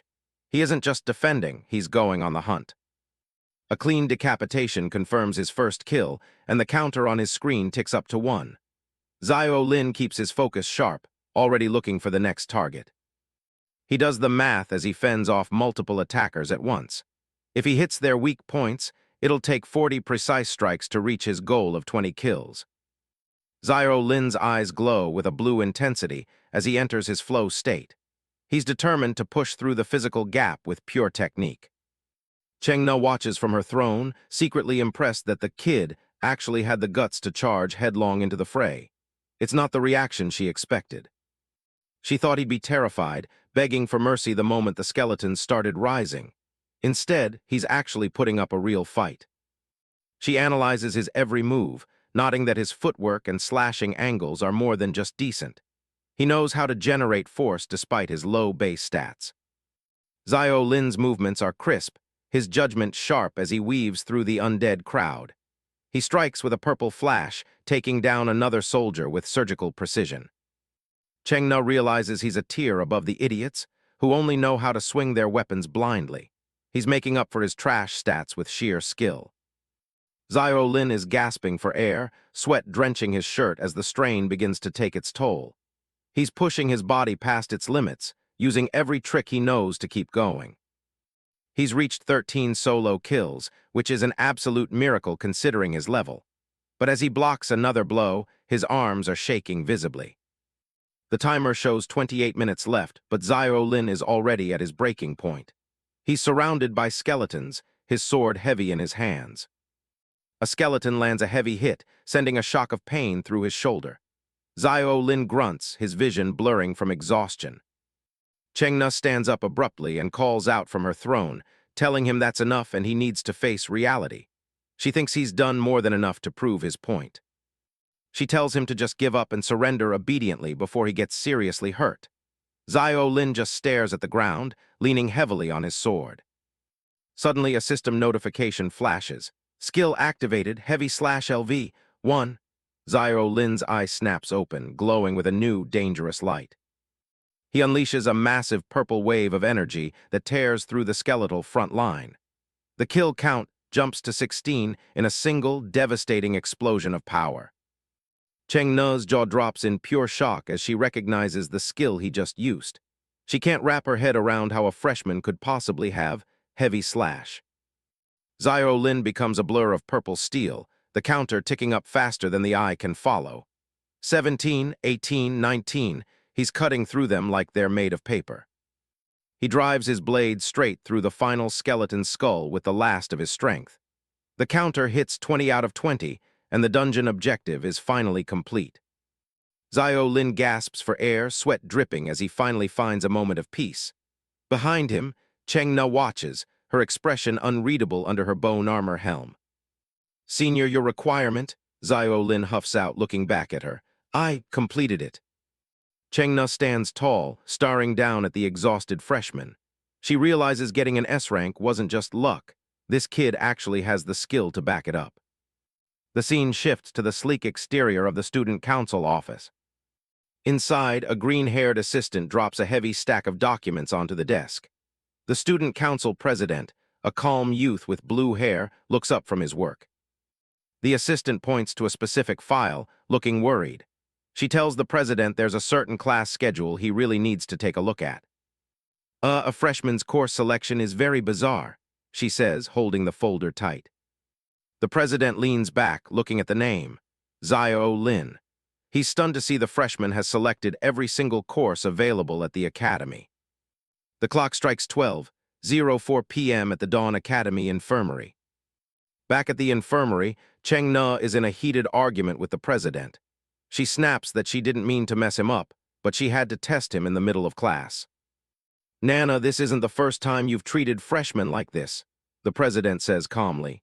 Cheng Na barks back, asking if he has a problem with her teaching methods. The president sighs, explaining that the new students just enrolled and she doesn't need to be so hardcore. Zio Lin lies unconscious in the hospital bed behind them. Cheng Na stands her ground, arguing that being strict is the only way to prepare them. To her, coddling new students is the real cruelty. The student council president closes his eyes, clearly exhausted by her stubbornness. Cheng Na looks away, her expression softening ever so slightly, though she remains silent. On the bed, Zio Lin's eyes flutter open as he groans in pain. The president leans in, noticing he's finally awake. Cheng Na watches from the foot of the bed, her arms crossed. Zio Lin sits up slowly, looking around the high-tech room. The president welcomes him back, nodding that the academy's infirmary facilities are top-notch. He explains to Zio Lin that full immersion fields are different from normal dungeons. Your stamina and mental energy don't just reset when you leave. The exhaustion follows you back. He folds his hands, telling Zio Lin he passed out from sheer exhaustion. "How do you feel now?" he asks with a gentle smile. Zio Lin stretches his arm, saying he feels much better, though his muscles are still sore. The president tells him to just rest a bit more. The president gives a reassuring look. He then turns to Cheng Na, calling her Nana again and asking her to leave so he can speak with Zio Lin in private. She looks genuinely annoyed. Cheng Na bites her lip, looking like she has a lot more she wants to say. HMPH, fine, I'll go, she snaps, turning on her heel and heading for the door. Her heavy boots click against the floor as she makes a quick exit. Suddenly, she stops and looks back over her shoulder. "Hey, punk," she shouts, getting Zio Lin's attention.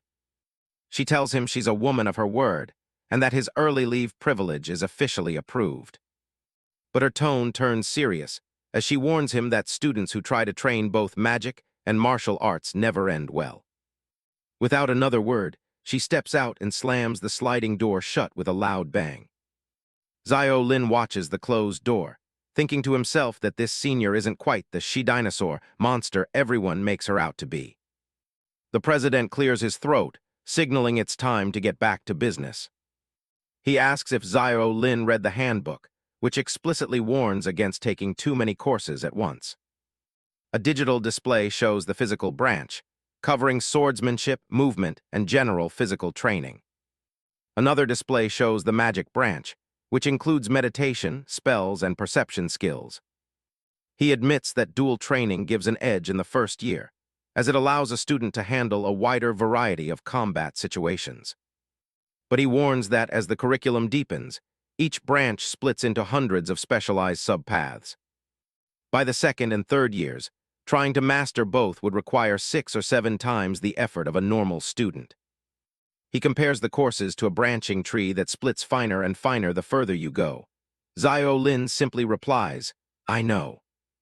Zio Lin looks determined, staring straight ahead. "But I still want to give it a shot," he declares.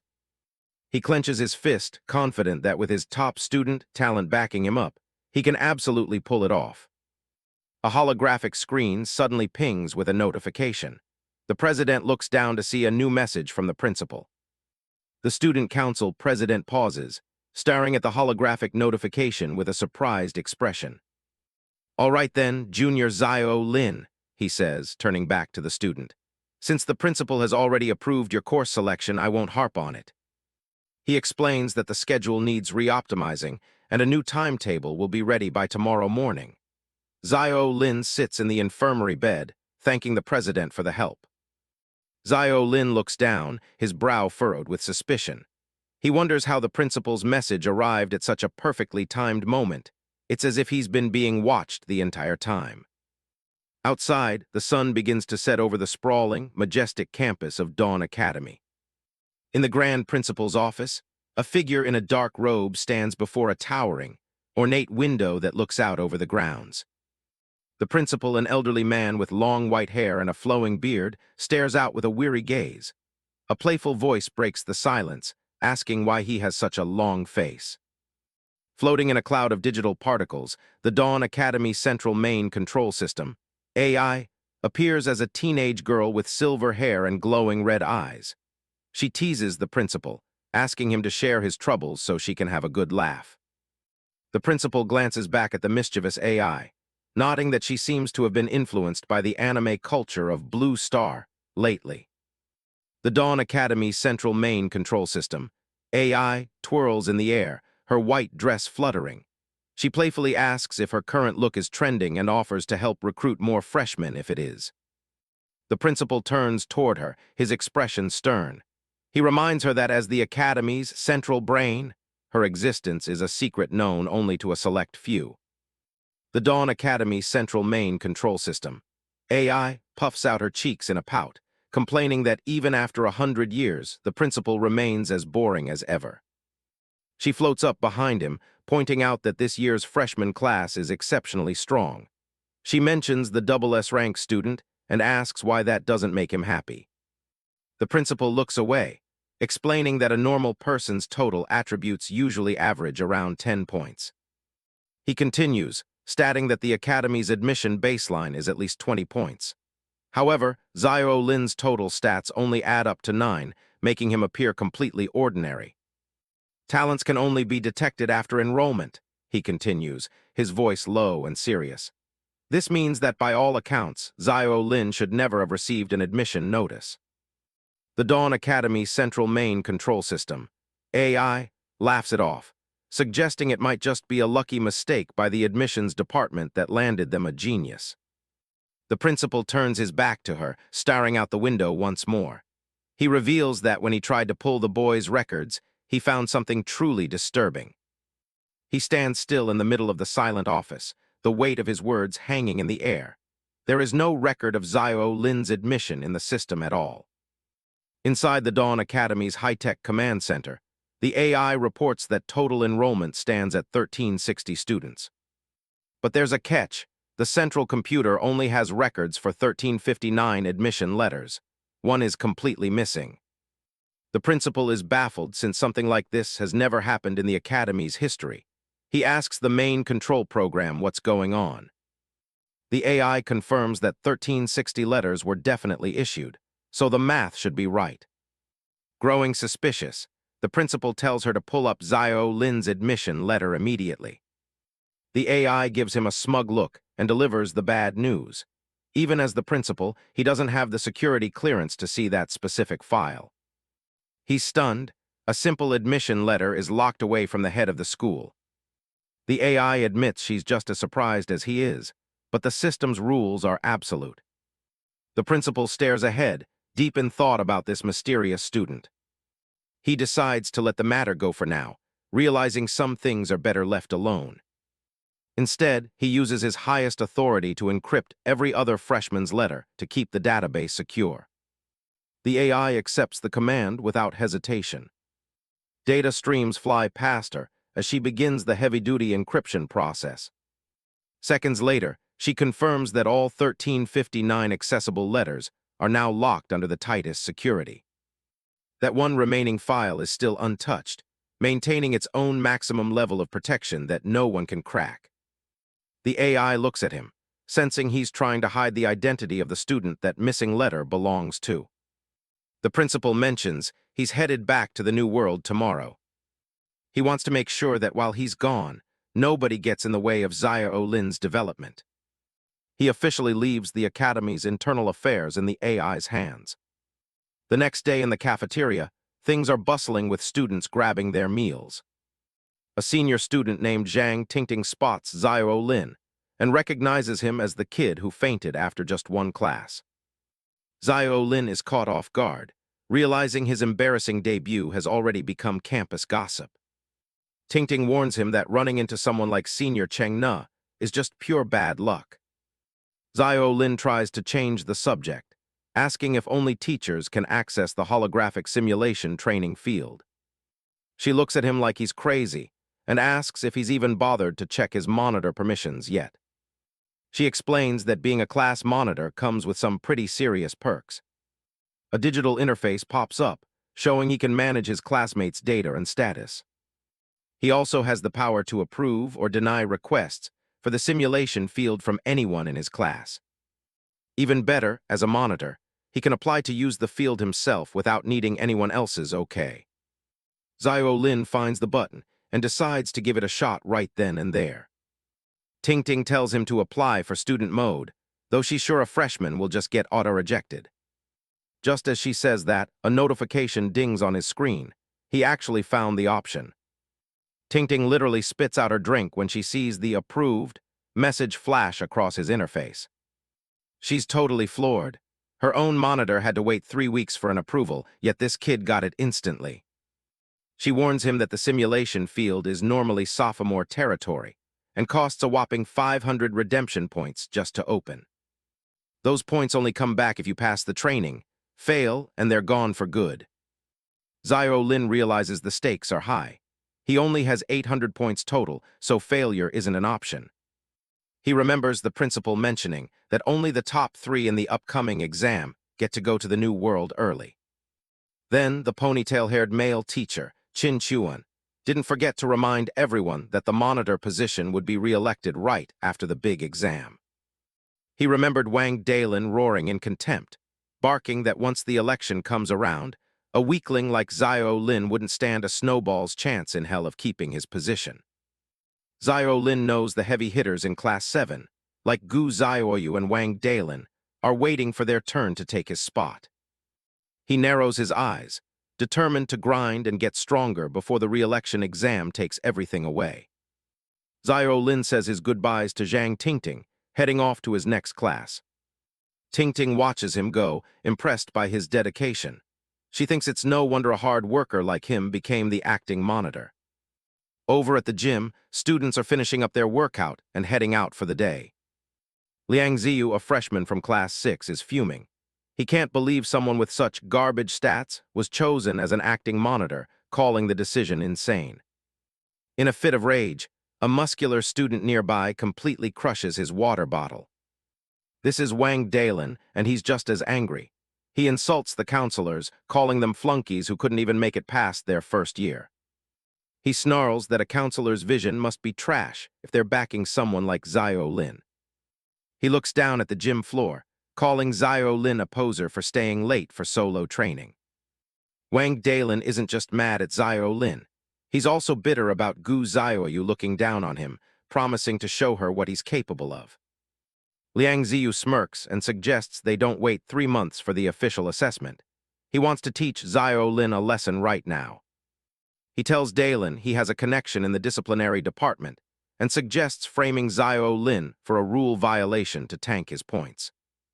Unaware of the plot, Zio Lin is pushing himself to the limit on the treadmill, slowly racking up physical fitness experience. He's sweating buckets, but he's making progress.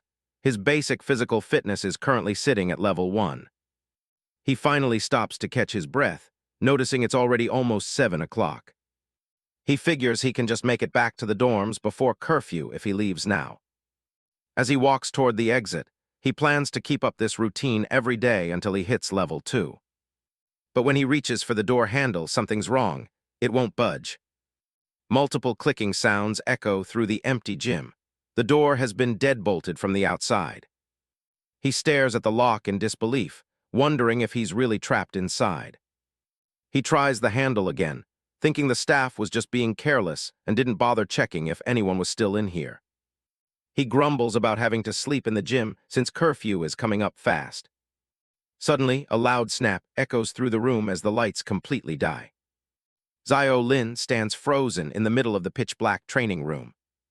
He tries to stay calm, forcing a laugh and telling himself it's just the power being cut for the night. He shivers in the dark, questioning why a fancy school would cut the power while students might still be around. The night sky over the academy holds a strange secret, 2 crescent moons hanging side by side. Someone's reporting a freshman monitor for breaking curfew. Chen Yu and Han Sen from the discipline department are on the move. Han Sen confirms the tip-off came from Liang Ziyu and insists they need to make an example of the kid. Chen Yu adjusts his glasses, nodding that with the principal and president away, these small-time violations fall squarely on him. He's not planning on being lenient. He wants his department to keep a suffocatingly close watch for any slip-ups. Han Sen is all smiles and flattery, eager to prove his worth to the grade leader. They reach the training ground, ready to start their sweep. Han Sen's smirk widens. He's clearly looking forward to the enforcement part of the job. He figures an acting monitor must have a hoard of redemption points, just waiting to be seized. A door pulls open with a sharp, echoing creak. The gym looks deserted, leaving Han Sen blinking into the dark shadows. Chen Yu asks what's wrong, while Han Sen points a shaking finger into the empty room. He's positive he heard someone scurrying around in here just a moment ago. Zio Lin is pressed flat against the wall, holding his breath as sweat beads on his forehead. Chen Yu isn't buying it. The door was locked from the outside, so nobody could have been inside. Han Sen brushes it off with a nervous laugh, figuring his ears must be playing tricks on him. But as he turned to leave, his face went completely blank. He was utterly seething that his prey had vanished into thin air like magic. Little did he know, while he was frantically searching around, Zio Lin had already slipped away undetected. Outside, the wind rustles through the forest under the pale blue light of the stars.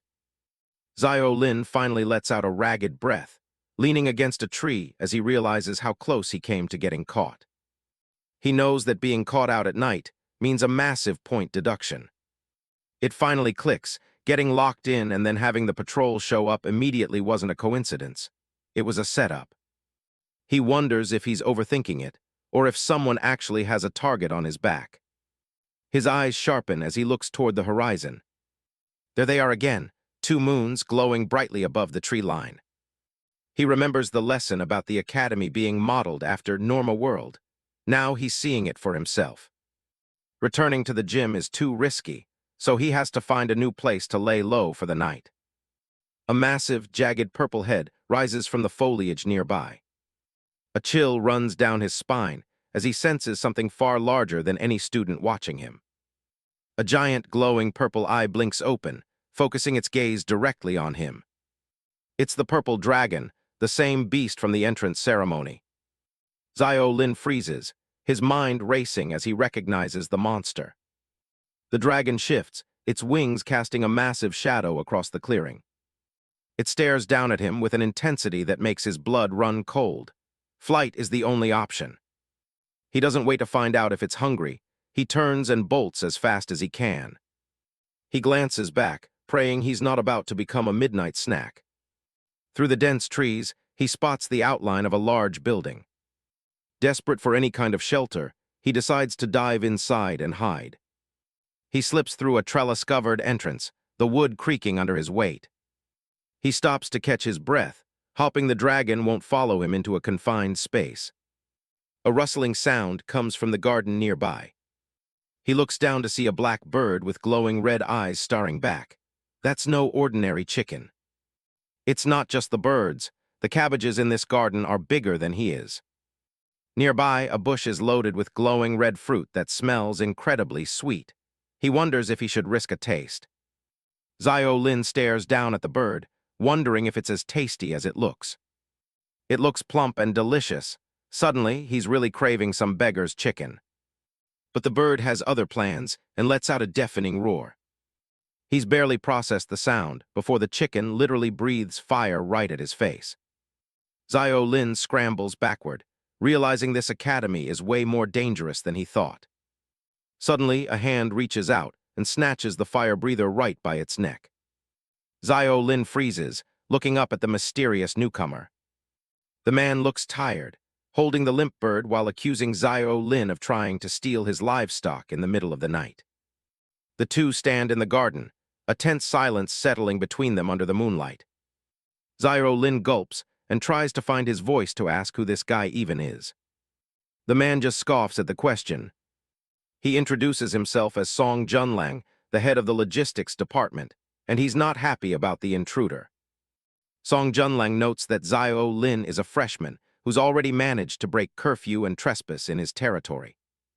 He holds up the traumatized chicken, asking how the kid plans to pay for scaring his dinner. Zio Lin panics, apologizing and explaining he was just trying to hide from the dragon roaming around.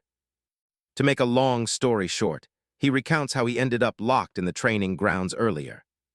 He explains the whole setup, with the patrol showing up while he was trapped inside. And eventually, he ran into the massive, fire-breathing purple dragon. Song Junlang listens before telling him that Big Lizard isn't actually a threat. He casually adds that Zio Lin is way too weak for a dragon to even bother attacking. Zio Lin can't believe the man just called that monster a lizard. As for the training ground incident, Song Junlang says it's a classic trick from the discipline department. Zio Lin realizes he was set up, while Song Junlang brings up redemption points, the hard currency of the academy. Everything from buying equipment to activating simulation fields requires these points. Even getting resources from the New World costs a fortune. Those points are also the key to whether you can actually graduate or move on to the New World. He explains that the discipline department loves playing entrapment games with unsuspecting students. They set you up to break a rule, then offer a private settlement to keep it quiet. Basically, you hand over a few hundred redemption points as a fine to avoid getting a formal deduction. Zio Lin is disgusted by the tactic and immediately suspects Wang Dalin is behind his framing. Song Junlang turns his attention back to the junior standing in front of him. Staying out all night and trespassing in the logistics department are serious offenses. Combined, those two rules could cost Zio Lin a massive amount of points. A loud thump echoes from the gate, catching them both off guard. Song Junlang realizes the discipline department is dead set on catching the rule breaker tonight. He smirks, asking if he should just open the door and let them take him away. Zio Lin pleads with the senior, hopping he's not just telling him all this to watch him fail. Song Junlang is impressed by the kid's quick thinking and decides he's worth the effort. He suddenly asks Zio Lin if he knows anything about cooking. Zio Lin is completely baffled by the question. He stammers out a weak, maybe a little, thinking back to his college days. In reality, his cooking experience is just scrolling through tutorials while eating snacks. He's never actually touched a stove. Song Junlang offers a way out, claiming that as long as Zio Lin can cook, his standards are actually quite low. He promises to handle the search party outside and ensure Zio Lin doesn't lose any points, provided the freshman does him a small favor. He's been craving a specific dish called beggar's chicken for ages and wants Zio Lin to use this very bird to make him a feast. Zio Lin points to himself, sweating as he realizes he's being tasked with cooking this fire-breathing monster. Song Junlang reminds him that he's trapped anyway, giving him a choice between two very different paths. Either walk out and face the certain punishment and point loss, or stay behind and cook the chicken while Song settles everything. Desperate to save his credits, Zio Lin puts on a brave face and agrees to the deal. Song Junlang flashes a sinister grin, wanting to make sure it's on the record that this is a completely voluntary act. Zio Lin agrees enthusiastically, though he can't shake the sinking feeling that he's just signed a deal with the devil.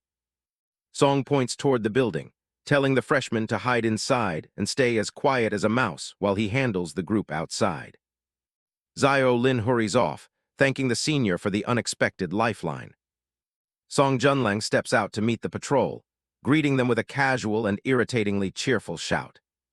He specifically addresses the group's leader, Chen Yu, who looks far from pleased to see him. He asks if the discipline department is so hungry that they've come to the logistics garden looking for a midnight snack. Adjusting his glasses, Chen Yu explains they're investigating reports of abnormal movement from the principal's pet bird. He insults Song for wasting his time with such trivial things late at night, unaware that the pet is currently in a ghostly state of shock. Song Junlang just chuckles, clearly enjoying the confrontation. He dryly asks if they actually managed to find whatever was causing all that abnormal movement. The purple-haired student, Han Sen, snaps back that the discipline department has the authority to patrol every inch of the academy. He adds that they're hunting for a freshman breaking curfew and warns Song that he doesn't have the rank to block their inspection. Song's casual demeanor vanishes, and he stares down Han Sen, calling him a low-level lackey who shouldn't butt in. He threatens to report the group for trespassing if they continue to annoy him, knowing full well the underhanded tactics they usually employ. Chen Yu is seething at the threat, his face contorted with anger. He scoffs, stating that everyone knows Song's actual power level isn't even C-class. He calls the senior a connection hire, who wouldn't even be qualified for the second year if the principal hadn't personally appointed him as a department head. Zio Lin watches the scene unfold from the shadows, surprised by the blatant disrespect. It's clear to him now that Chen Yu has a massive grudge against senior Song. The freshman realizes that the internal politics of the academy are just as dangerous as the monsters outside. Chap 13. Back at the logistics department, the air is thick with tension as Chen Yu stares down Minister Song. Zio Lin stays hidden in the shadows, sweating bullets as he wonders if these two are actually about to throw hands.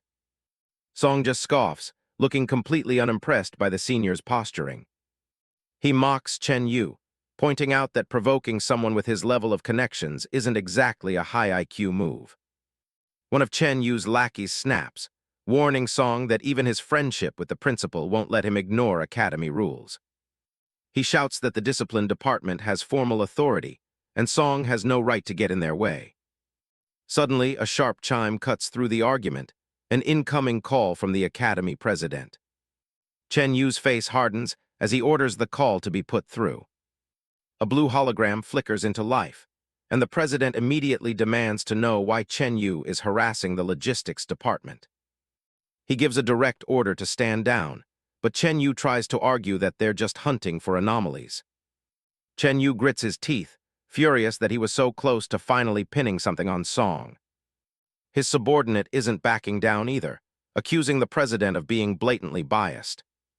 He insists that the freshmen might be hiding right under their noses. The president's tone goes cold, as he explains that the entire academy owes Minister Song a debt they can never repay. Because of that favor, Song has a free pass to do whatever he wants as long as it doesn't sink the school. Chen Yu's ego takes a massive hit, and he lets out a frustrated growl. With no other choice, he barks out the order to retreat. The disciplined squad turns around and starts their walk of shame out of the garden. Before disappearing, Chen Yu tosses a final threat over his shoulder, telling Song to watch his back. Song just gives him a lazy smirk, telling the senior to worry about himself instead. Once the coast is clear, Zio Lin steps out and apologizes for all the trouble he's caused. He's genuinely confused about how someone as eccentric as Song could have the school's leadership in his pocket. Song laughs it off, claiming those guys just pick fights because they're bored. He quickly changes the subject, ushering the kid away to get started on that beggar's chicken. Zio Lin can't believe the man is prioritizing dinner after almost getting into a political war. He warns Song that he's never made this before, so he can't promise it'll actually taste good. He starts by prepping the hybrid chicken, which is way tougher than any bird back home. He wraps it carefully in leaves and a thick layer of mud, following the traditional recipe. As the fire crackles, Zio Lin sits back and monitors the roast. The two of them wait in silence, the only sound being the wood snapping in the flames. For the first time since being dragged to this academy, Zio Lin actually feels a moment of peace. After 2 hours, a rich, mouth-watering aroma begins to fill the garden. Zio Lin cracks open the clay shell, sweating from the heat but relieved that it looks like a success. He starts to wonder if he might actually have a secret talent for the culinary arts. Song leans in, looking impressed as the steam rises from the golden-brown meat. Song tore off a massive drumstick and handed it to Zio Lin for orchestrating this chicken dish. But when he notices Song isn't reaching for it, he asks if something is wrong. Song puts on a noble act, insisting that as the chef, Zio Lin deserves to take the very first bite.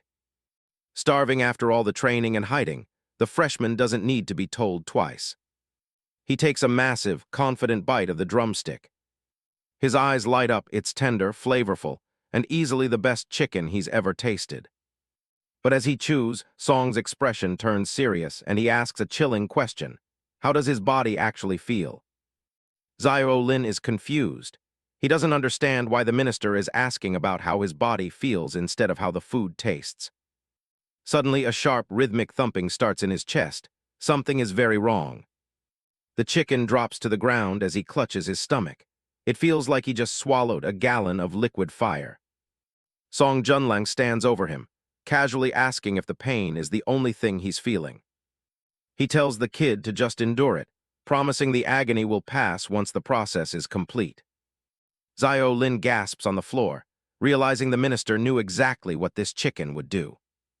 The man looks down with a calm, almost predatory smile, watching his experiment unfold. The freshman's vision begins to blur as he loses the fight to stay awake. In his mind, he's floating in a void, his entire body radiating an intense golden light.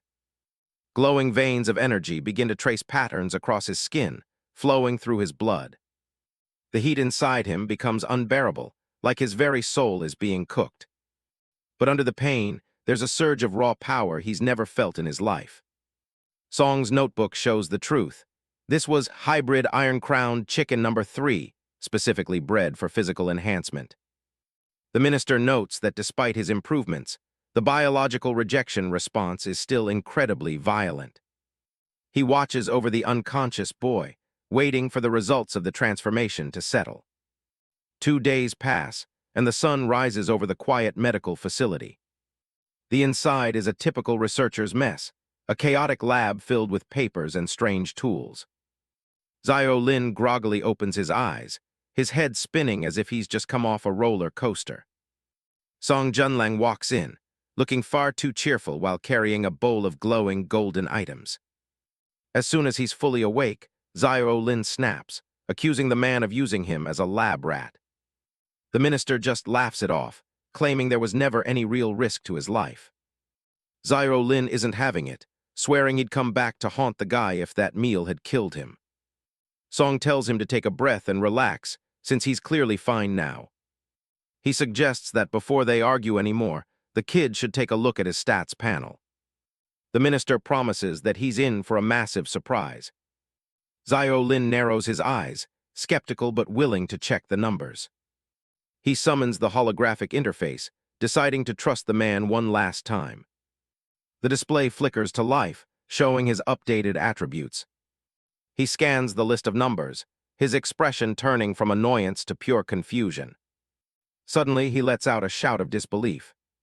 His strength went up by a point, but his physique jumped by 2, and his overall rating finally hit F. He's stunned. Such a massive boost from a single meal seems impossible. He continues scrolling, and his eyes practically pop out of his head. His basic physical training skill has jumped 2 entire levels all at once. It's at level 3 now, a jump that would usually take weeks of exhausting work. Song Junleng looks like he's about to burst with pride as he sees the results. He lets out a triumphant laugh, screaming that his formula actually worked. Zio Lin demands an explanation for what that chicken really was. He asks if the effect really came from that mutant bird they just ate. Song pulls up a chair and tells him to take a seat so they can talk science. He reveals that the bird was a Tago Ironcrest chicken, a unique species he created. He explains that he spent years crossbreeding domestic chickens with alien creatures from the world of Norma. Song Junleng shifts the conversation to fiction, asking Zio Lin if he's ever read those stories where someone is transported to another world. He poses a hypothetical. If a primitive caveman were suddenly dropped into the middle of a modern city, how long would he actually survive? Zio Lin recognizes the theory immediately. It's a common trope in science fiction and survival stories.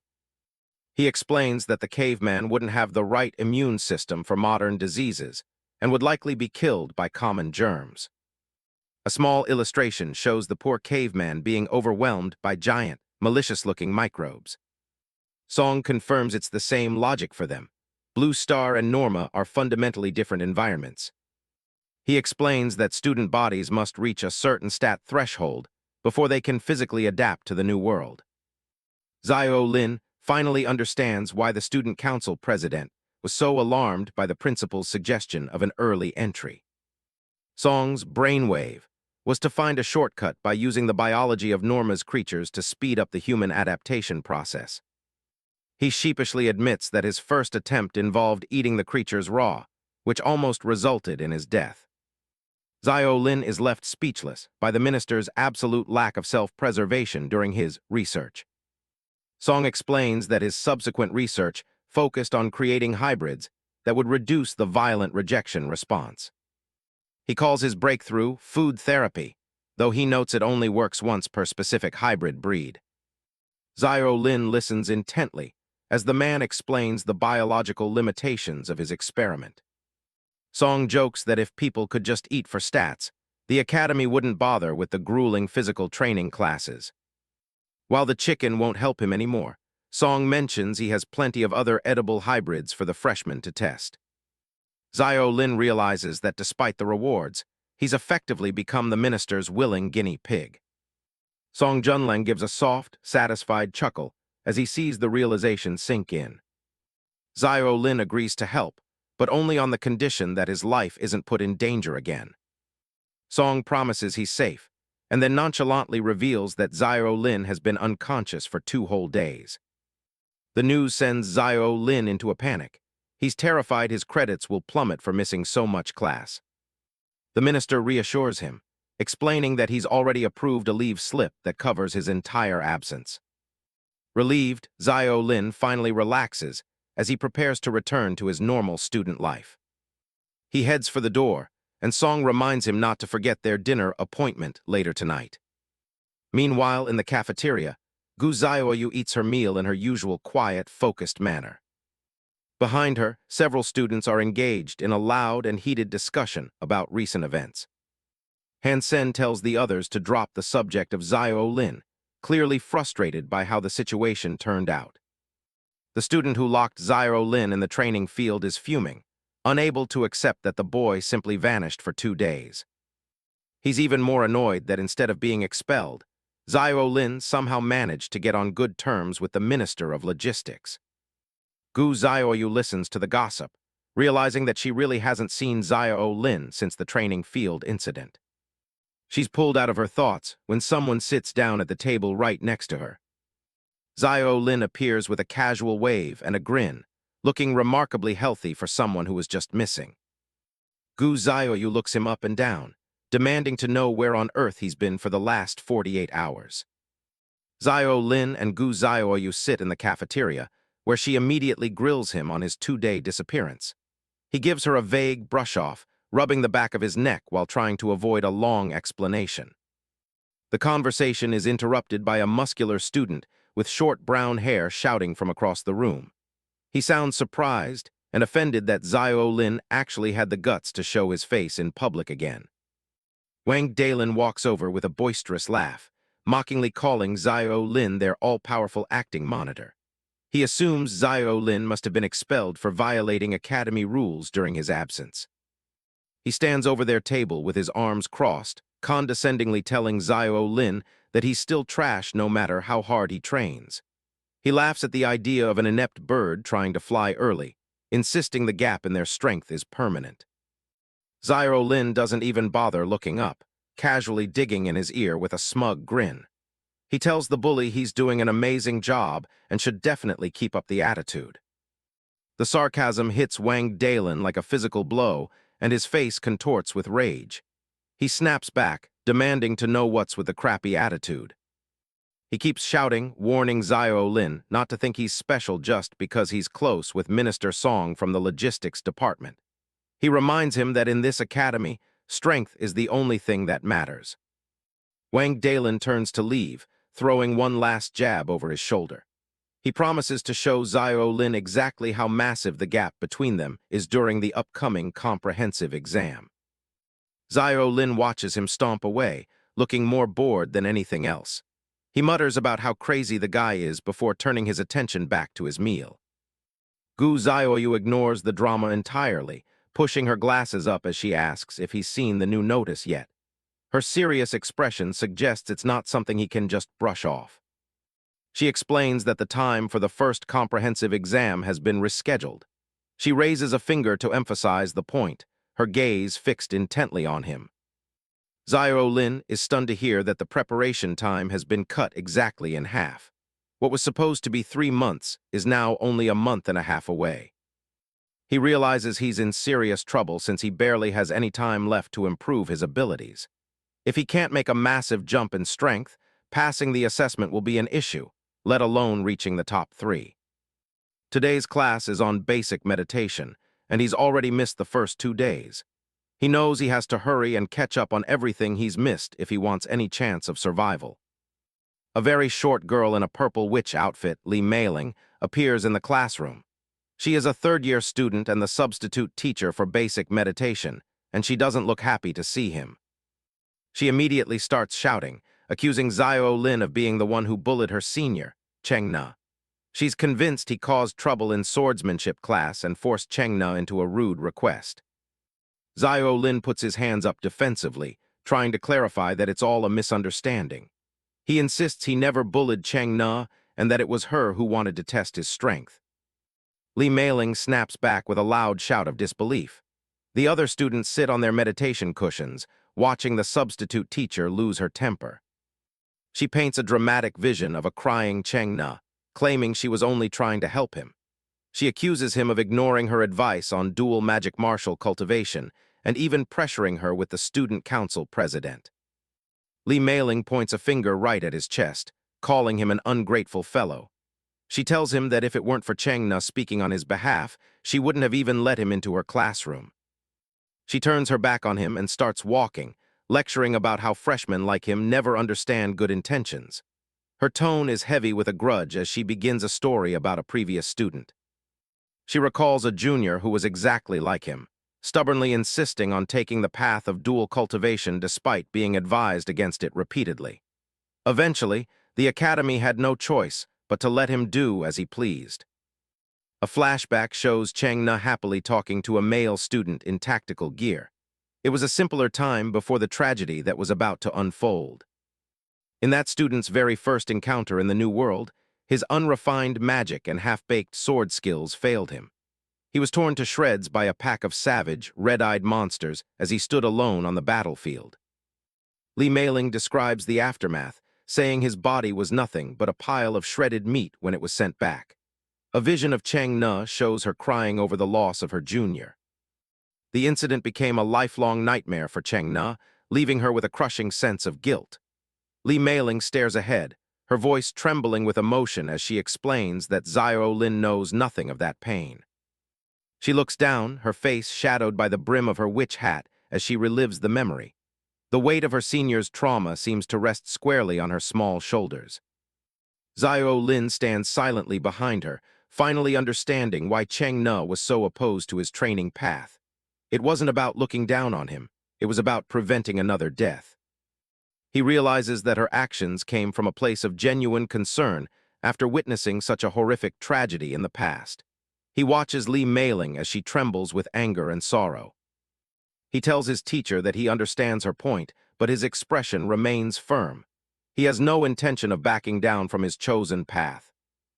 Xiao Lin adjusts his collar and looks up with a confident smile, telling her not to worry. He vows that everything he does is for survival, and he won't let history repeat itself with him. Lee Mailing looks at him with surprise, her purple eyes wide behind her glasses. She seems taken aback by the intensity of his conviction. She huffs and crosses her arms, telling him that survival is easier said than done. She warns him that she won't be giving him any private makeup lessons for the classes he missed, so he'll have to figure it out himself. Xiao Lin gives her a simple acknowledgement and starts walking toward the back of the classroom. The other students watch him pass, their expressions ranging from curious to indifferent.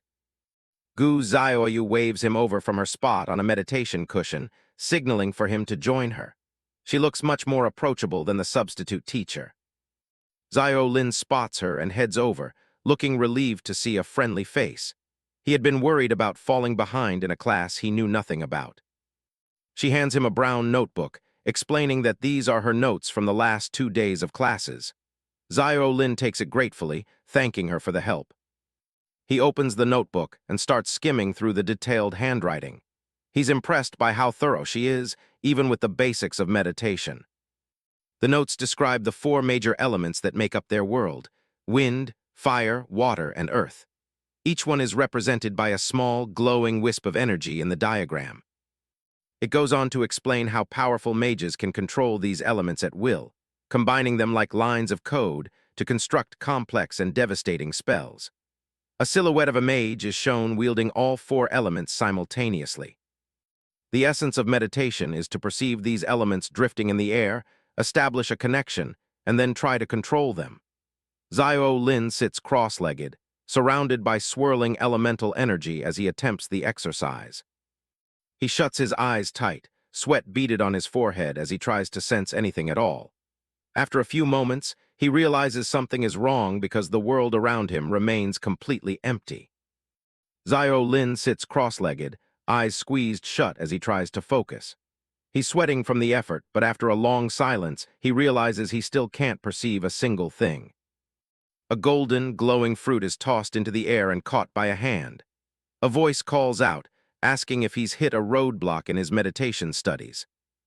He visits the night garden to see Song Junlang, hopping for a shortcut. He points to the cabbages and asks if there's any food that can magically boost his elemental perception. Song Junlang looks at him with a deadpan expression, asking if he looks like a cartoon character with a bottomless pocket of gadgets. Xiao Lin looks absolutely crushed in the corner of the frame. The senior leans against a tree, casually snacking on the glowing fruit. He explains that failing to start is completely normal, as the jump from 0 to 1 experience point is the hardest hurdle to clear. He notes that while some get it in a week, others might struggle for months. Xiao Lin snaps back with urgency, knowing he doesn't have months with the first assessment looming in just 4 weeks. Song Junlang rubs his chin, considering the problem. He suggests that if he can't get it on his own, he should look for a classmate with high intelligence to learn from their experience. He explains the mechanical link. Elemental perception is tied directly to the intelligence attribute. The higher the stat, the easier it is to break through that initial barrier. A light bulb goes off in Zio Lin's head as he remembers his authority as acting monitor. He realizes he can use the system to check the attribute values of everyone in his class. He reaches out and swipes through a holographic screen, searching the student database. He knows exactly who to look for, the one with the highest intelligence. His eye goes wide with shock as the data pulls up on his screen. Something in the profile is completely unexpected, leaving him staring in disbelief. The system displays Gu Zioyu's student profile, revealing an incredible 36 points in intelligence. But at the bottom, it lists her remaining lifespan as a mere 2 years. He stares at the glowing text, unable to believe what he's seeing. Gu Zioyu looks back from the screen, her stoic expression hiding a ticking clock. Zio Lin walks through the academy corridors, his mind heavy with the secret he just uncovered. The news has completely derailed his focus on training. He reaches the classroom and throws the doors open, his eyes immediately searching the room. He looks determined to confront the issue. Gu Zioyu is already there, sitting quietly on her meditation cushion. She seems to sense his arrival and shifts her attention. She gives him a polite wave and a small greeting. She looks as composed as ever, showing no sign of the tragedy hidden in her stats.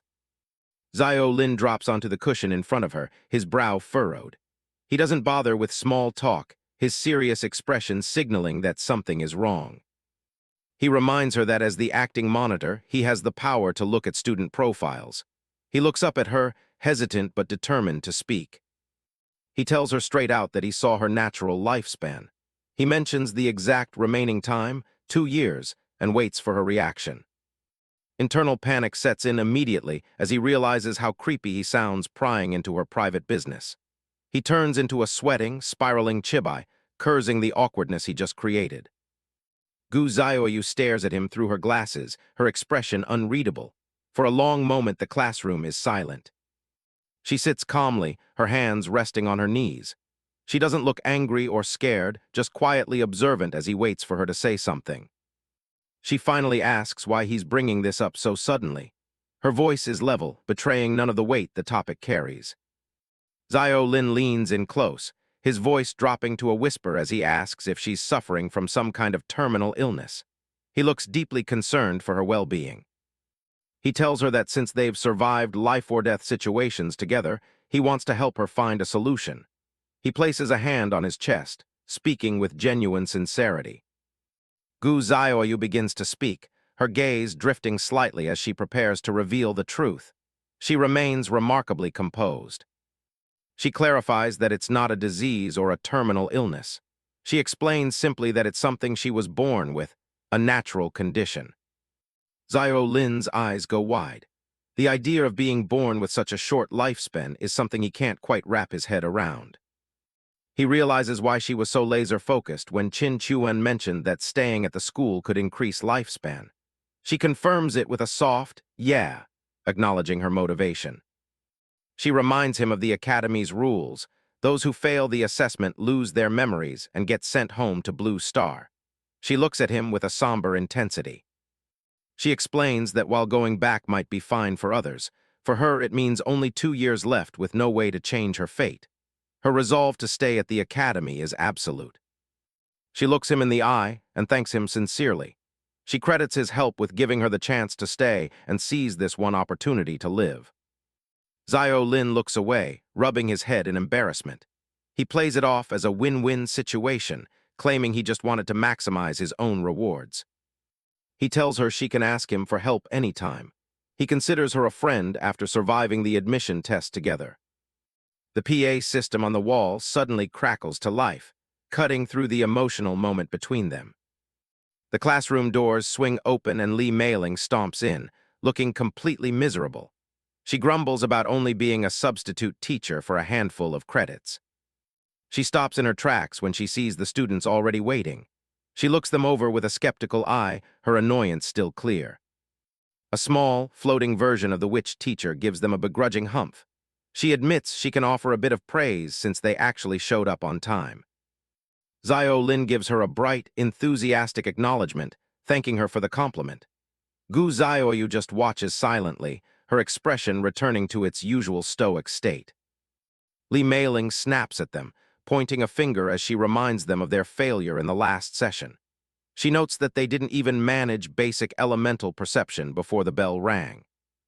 She yells at them to get out and stick to swinging swords if they're still stuck in the same place today. Her sharp warning leaves no room for excuses. Zio Lin puts on a polite smile, nodding along to the teacher's sharp words. Internally, he notes that while the senior looks petite and cute, her temper is surprisingly explosive. The other students in the room maintain a cautious silence, their expressions varying from focused to intimidated. They all keep their heads down, avoiding the teacher's wrath. Zio Lin closes his eyes and attempts to enter a meditative state once more. A bead of sweat rolls down his forehead as he struggles to find any sign of the elemental world. Despite his intense focus, the world remains a void of darkness. He realizes with frustration that he still can't perceive a single bit of elemental energy, just like his previous attempts. His eyes snap open, burning with a new resolve. Since conventional training methods are failing him, he decides it's time to use his one remaining ace in the hole. He concentrates on his unique talent, the top student ability. A surge of power washes over him as he prepares to activate the skill and bypass his natural limitations. His vision shifts, allowing him to scan the entire classroom and the students seated within it. He searches for anyone who has already mastered the basics of meditation. Most of his classmates show up as having no detectable skills, but his scan finally lands on someone with an active ability. A blue aura surrounds a student who has reached level 1 of basic meditation. Zio Lin's gaze narrows as he processes the data, noting that the vast majority of the class is still at level 0. He continues his search, looking for a more potent source of knowledge. His eyes settle on Gu Zioyu, who is bathed in a brilliant, golden elemental flame. He's stunned to see her meditation skill is already at level 6, dwarfing everyone else in the room. Without hesitation, he commands the system to copy her ability. A notification appears, confirming he now has access to level 6 basic meditation for the next 3 minutes. The world around him suddenly explodes into vibrant colors, with red and blue elemental trails swirling through the air. He stands in awe, finally seeing the world as a powerful mage would. He knows he only has a short window of time before the copied skill expires. He resolves to imprint this feeling into his mind so he can unlock the ability permanently. At the front of the room, Li Meiling leans on her desk, looking completely disinterested. Her workspace is cluttered with ancient books, scrolls, and a large crystal ball. She lets out a long, bored sigh, resting her chin on her hand. Her mind drifts away from the lesson, wishing she could skip out and go play with someone named Nana. She looks out at the class with a skeptical gaze, thinking that most of the students are just brats who don't understand the complexity of magic. In her mind, Gu Zioyu is the only one with any real talent. Suddenly, her eyes widen in shock as she senses a massive shift in the room's energy. She snaps her head toward the source of the disturbance, her boredom instantly forgotten. She stares in disbelief at Zio Lin, who is now the center of a powerful elemental vortex. The power of the elements is gathering around him on its own initiative, a feat that should be impossible for a novice. She stands up from her desk, her mouth agape as she struggles to make sense of what she's seeing. She knows his intelligence stat is incredibly low, making this sudden breakthrough inexplicable. Zio Lin remains perfectly still, a confident smirk playing on his lips as the purple energy of the copied skill flows through him. A sharp ding echoes in his mind, signaling a system update. A bright holographic screen appears before him, announcing that he has successfully unlocked the basic meditation skill. He has finally reached level 1 on his own terms. He clenches his fist in triumph, feeling the newfound connection to the elements. He recalls Minister Song's advice, that perceiving the elements just once is the key to unlocking the path. His moment of celebration is cut short as Li Meiling marches over to him. She looks down at him, her shadow looming over his seated form. She plants her hands on her hips, her expression a mix of suspicion and genuine amazement. She demands an honest confession, certain that he must have used some kind of underhanded trick to cause such a commotion. A hand suddenly clamps down on Zio Lin's wrist. The command is short and sharp. He's going somewhere whether he likes it or not. He looks down to see a petite girl in a witch's hat dragging him out of the room. He's caught off guard, barely managing to stammer out a question as Lee Mei-ling pulls him along. Lee Mei-ling pulls up his student profile on a holographic interface. She's looking for answers about his recent performance in class. Her eyes go wide as she sees his status. It's confirmed. Zio Lin has actually unlocked level 1 basic meditation, something that should be impossible with his low stats. She turns on him, demanding an immediate explanation. She's not in the mood for games and wants the truth behind his sudden breakthrough. Zio Lin tries to play it off as a simple epiphany, but his awkward grin doesn't help. Lee Mei-ling isn't buying a single word of his natural talent excuse.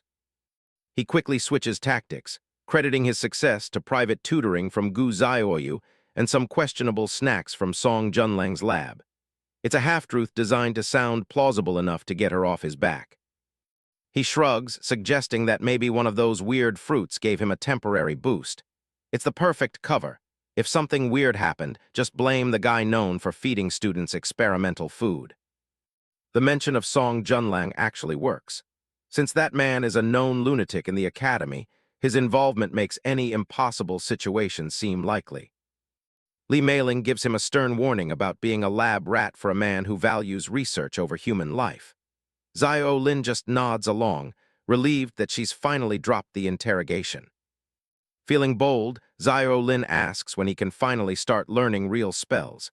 He's eager to see what he can do now that he's unlocked meditation. Instead of an answer, he gets a sharp flick to the forehead. It's a literal reality check delivered with a satisfying snap. She points out the obvious flaw in his plan. His intelligence stat is a dismal 2 points. Unlocking meditation is just the start. Controlling elements and forming spells requires a brain capacity he simply doesn't have. She lays it out plainly, calling his dreams of magic pure wishful thinking for his first year. Zio Lin slumps, the harsh reality of his stats finally sinking in. He realizes his low intelligence is a major roadblock. While his skill-copying talent is powerful, the long cooldown means he can't rely on it for his daily training. He wonders if he's stuck being a pure physical fighter. He knows he needs a hidden ace to survive the upcoming assessments, and a little magic would have been perfect. Lee Mei-ling watches him, realizing he's likely trying the dangerous path of dual cultivation out of desperation. She knows the freshman trials are brutal and can't entirely blame him for taking such a risk just to survive. She clears her throat to break the heavy silence. Zio Lin snaps out of his thoughts as she prepares to offer a bit more advice. She acts like she's doing him a massive favor, claiming she wouldn't bother helping just anyone. It's her way of softening the blow before giving him a lead. She reminds him of the students he saw using staves during the entrance exam. Zio Lin's eyes widen as he starts to see where she's going with this. He remembers picking up a staff during the test and firing off an energy bomb without knowing a single spell. It was the only time magic actually worked for him. Lee Mei-ling explains that a staff acts as a bridge. It lowers the requirement for element control and boosts perception, essentially doing the heavy lifting for a mage with low stats. Those starter staves had the spells preloaded. As long as a person has even a tiny bit of intelligence, they can trigger the enchantment without needing to master the spell themselves. She points him toward the equipment trading area. There, he can find gear with built-in skills, which is exactly what he needs to bridge the gap in his abilities. Zio Lin is genuinely grateful, thanking her profusely for the tip. This changes everything for his upcoming training. She adds one final warning. The trading area is full of junk. Some items are so poorly made they'll explode in his face after a couple of uses if he isn't careful. She tells him to stay away from the flashy high-tier gear.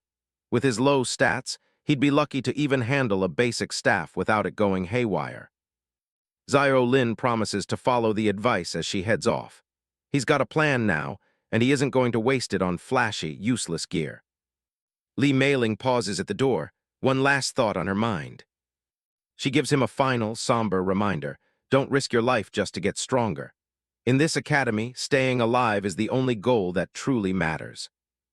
Zio Lin watches her go, realizing she's a lot nicer than her sharp tongue makes her out to be.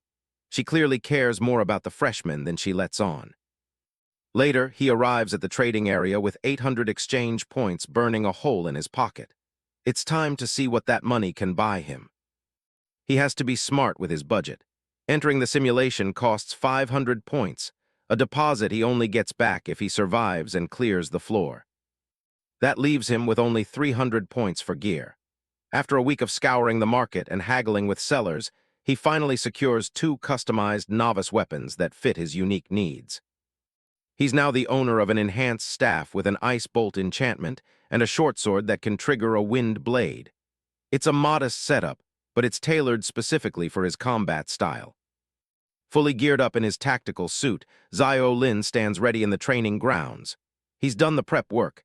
Now it's time to see if his plan actually works in a real fight. He takes a deep breath, mentally checking his gear one last time. Everything is in place. A confirmation screen pops up for the E-rank simulation. It's a high-stakes gamble. Lose here, and he loses more than half of his savings. Without hesitation, he taps the screen to confirm. There's no turning back now. The system announces his entry as the world around him begins to shift. Digital artifacts and floating stones signal the start of the holographic generation. The simulation roars to life, replacing the sterile academy room with a landscape of jagged rock and molten lava. Zio Lin stares ahead, his expression hardening as the environment finishes loading. The system issues one final warning to get ready. The trial has officially begun. The simulation drops Zio Lin into the blazing lava cave, a jagged landscape of rock and flowing magma. A system window pops up, laying out his objectives: either reach a specific point deep in the cave or survive for 2 straight hours. The silence of the cave is broken by a low growl from the shadows. A stone-armored rat emerges, baring its sharp teeth as it prepares to lunge. From the darkness of a side tunnel, dozens of red eyes flicker to life. The simulation isn't wasting any time, throwing a whole pack of monsters at him right from the start. Zio Lin draws his new short sword, looking completely unbothered by the growing numbers. He intentionally chose the E-rank difficulty to push his limits and see what his new gear can really do. The pack of rats charges all at once, their heavy paws thumping against the dry rock. Their snarls echo through the cavern as they close the distance. Zio Lin raises his short sword, teal energy beginning to swirl around the blade. He's been waiting to test the raw power of these customized weapons in a real fight. He steps forward and unleashes a wind blade, a crescent of sharp energy that slices through the air. The system confirms the attack has a piercing effect, designed to bypass the monster's tough armor. The teal energy carves through the front line, leaving trails of light in its wake. It's an efficient opening move that keeps the pack from surrounding him. Teal energy pulses around him as he focuses on the next wave. He knows that in this academy, the only way to survive the upcoming death assessments is to keep leveling up and getting stronger. He throws himself into the thick of it, moving with a speed and precision he didn't have before. The word survive is the only thing on his mind as he dodges a set of claws. As the rats fall, their forms dissolve into blue digital particles that drift away into the cave air. It's a clean kill, leaving nothing behind but experience points. He stands among the fatting embers of his enemies, a small smirk playing on his lips. The armor-piercing effect of his new sword is making short work of these creatures compared to the skeletons he fought last time. A roar much louder than the others shakes the ground, nearly knocking Zio Lin off balance. He looks up to see a massive shadow looming over him. This stone-armored rat is twice the size of the others, its back covered in jagged red crystals that glow with heat. This has to be the pack leader, and it looks a lot more dangerous than its subordinates. Teal energy once again coats his short sword as he prepares for the bigger fight. He notes that the timing of this boss's appearance is actually perfect for his training. He switches things up, pulling out his staff and letting blue magical energy gather around the crystal tip. He's ready to see how his magic-focused weapon handles a high-tier target. The giant rat charges, its heavy frame kicking up a cloud of dust as it roars. It's moving surprisingly fast for its size, closing the gap in a heartbeat. Xiao Lin stands his ground, raising his staff high. A bright blue orb of light begins to glow at the top, illuminating the rocky cave walls. An ice bolt flies from the staff, slamming directly into the giant rat chest. The spell hits with a frozen impact, dealing F-rank damage and slowing the monster's momentum. Frost spreads across the creature's thick hide, locking its joints and slowing its movements to a crawl. The 1-second freeze effect worked perfectly, leaving the beast wide open. Seeing his opening, Xiao Lin immediately stows the staff and draws his short sword in one smooth motion. Teal light flickers along the edge as he prepares a finishing blow. He delivers a powerful slash, the teal energy cutting through the frozen armor like it's nothing. The giant rat doesn't even have a chance to scream before it's taken down. Silence returns to the cave as the leader dissolves into particles just like the others. Xiao Lin stands alone on the rocky plateau, the immediate threat cleared. He looks down at his blade, feeling satisfied with the results. Using the short sword for piercing damage and the staff for crowd control is exactly the combat flow he was aiming for. A series of system windows pop up, showing a healthy boost to his mastery levels. He's gaining experience in short sword use, staff handling, and overall physical fitness all at once. He thinks back to his previous training sessions on the academy treadmills, where progress felt like a crawl. Combat simulation is proving to be much more efficient for a guy with his attributes. He checks the timer and sees he's only been in there for about 15 minutes.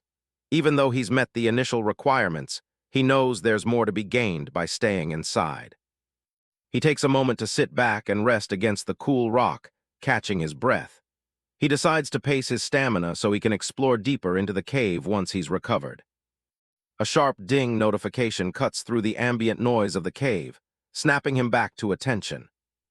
He pulls up his holographic interface and is greeted by a flood of notifications from the Academy's digital forum. He's confused by the sudden attention since he's been busy training. His eyes narrow as he reads a headline specifically questioning his special perfect attendance. It seems someone is calling him out for enjoying privileges he supposedly didn't earn. The post was made by Wang Dalin, who's accusing Xiao Lin of skipping class and sucking up to Song Junlang to avoid credit deductions. He's making a public scene about Xiao Lin's single-digit attributes. Wang Dalin doesn't stop there, calling Xiao Lin trash and claiming he only became acting monitor through pure luck. He's calling for the Academy to expel Xiao Lin immediately for making a joke of the rules. Xiao Lin sits quietly, scrolling through the comments left by other students. Some are curious if it's true, while others are quick to judge his dual cultivation path as a suicide mission. A dark look crosses Xiao Lin's face as he stares at the screen, a mental image of Wang Dalin's arrogant face popping into his head. He's tired of this guy using every petty method available just to annoy him. Suddenly, an error message flashes across the blue screen, stating that the post is no longer visible. He blinks in surprise, wondering why it would just vanish. A system update informs him that the post was deleted by an administrator for being malicious. Not only that, but Wang Dalin has been slapped with a 7-day ban for the personal attack. Xiao Lin looks up from the screen, genuinely curious about who would step in to help him like that. A private message arrives from Cheng Na, telling him to keep training hard. She reminds him that becoming strong is the only response he needs to give his haters. He realizes it was Senior Cheng Na who looked out for him. A small, confident smile returns to his face as he reads her encouraging words. He stands up and brushes himself off, his focus returning to the task at hand. He realizes he has no more time to waste on childish drama or people like Wang Dalin. He grips his short sword, the blade catching the dim light of the cave. The only thing that matters now is getting stronger, and he's ready to dive back into the simulation to make it happen. Xiao Lin continues deeper into the blazing lava cave, his footsteps echoing against the dry stone. Orange crystals jut from the walls, casting a flickering light over the jagged path ahead. He stops for a moment, observing the intricate details of the rock formations. He's reminded that these simulations are perfect recreations of the actual new world, meant to prepare students for the harsh reality outside the academy. As he passes the remains of a stone-armored rat, a thought crosses his mind. If the academy has technology this advanced, he wonders why they still insist on high-stakes exams that carry a real penalty of death. The sudden silence of the cave puts him on high alert. Just minutes ago, the tunnels were crawling with monsters, but now there isn't a single sound to be heard. The ceiling suddenly erupts in a violent explosion of fire and stone. Debris rains down as a massive force slams into the ground right in front of him. Xiao Lin barely has time to react as a second pillar of energy blasts through the cavern. He shields his face from the intense heat and the shockwave of the impact. Through the swirling smoke and steam, Xiao Lin looks up with a hardened expression. Sweat beads on his forehead as he tries to make out the source of the devastating attack. His eyes widen in shock as the dust begins to settle. Something far more dangerous than a simple cave monster has just entered the arena. A massive silhouette looms through the thinning smoke, a gargantuan axe resting on its shoulder. Xiao Lin immediately recognizes it as a member of the native races from planet Norma. The creature steps forward, revealing the imposing form of a lava berserker from the troll race. Its skin is a patchwork of dark muscle and glowing red veins, marking it as a black iron rank threat. On planet Norma and within the Academy, every living being is categorized into tiers based on their raw power. It's a rigid system that defines the hierarchy of the entire new world. Most freshmen, including Xiao Lin, fall into the ordinary rank. This level is reserved for those whose total attribute values haven't yet crossed the 100-point threshold. Above them is the black iron rank, where individuals boast attribute totals exceeding 100 points. This rank is considered the absolute minimum requirement for anyone hopping to set foot in the new world. The ladder continues upward through the bronze rank, held by seasoned veterans who have survived countless battles. These warriors are the backbone of the Academy's military strength. Beyond that are the silver rank entities, often taking the form of powerful mythical beasts that can dominate entire regions. The gold rank represents a level of power that begins to transcend mortal limitations. Those who reach this height are often viewed as more than human by those below them.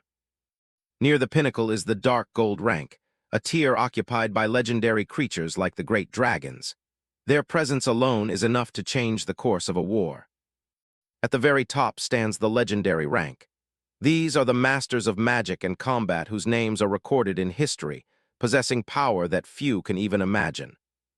Xiao Lin stares at the lava berserker, realizing the sheer gap between them. Being a black iron rank means this creature has attributes at least 8 times higher than his own.